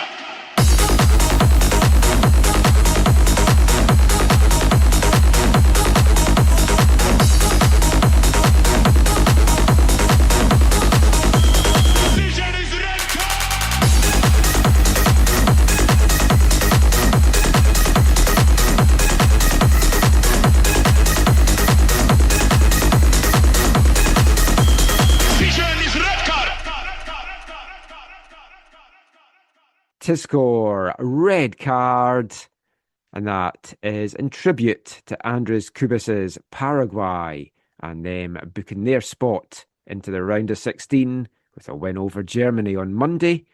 And that is pretty much it for the show. Thank you as always for listening. We'll be back with another one soon. It's a feast of football. I hope you're loving every minute of it. Canada taking on Morocco. We'll be back next weekend unpacking that and bringing you some more fun chats along the way as well. And until then, as always, thanks for listening. Take care and allez, La Rouge. When you're listening in some far-flung corner of the globe to the World Service of a Saturday afternoon, crackly reception, interference, cosy, marvellous. Somehow comforting, isn't it? You know, legendary names, fathers and sons on the terraces, cheesy peas at half-time, pint for dad, mum's at home making the tea. Oh, everything's all right with the world, isn't it? Saturday afternoon is football.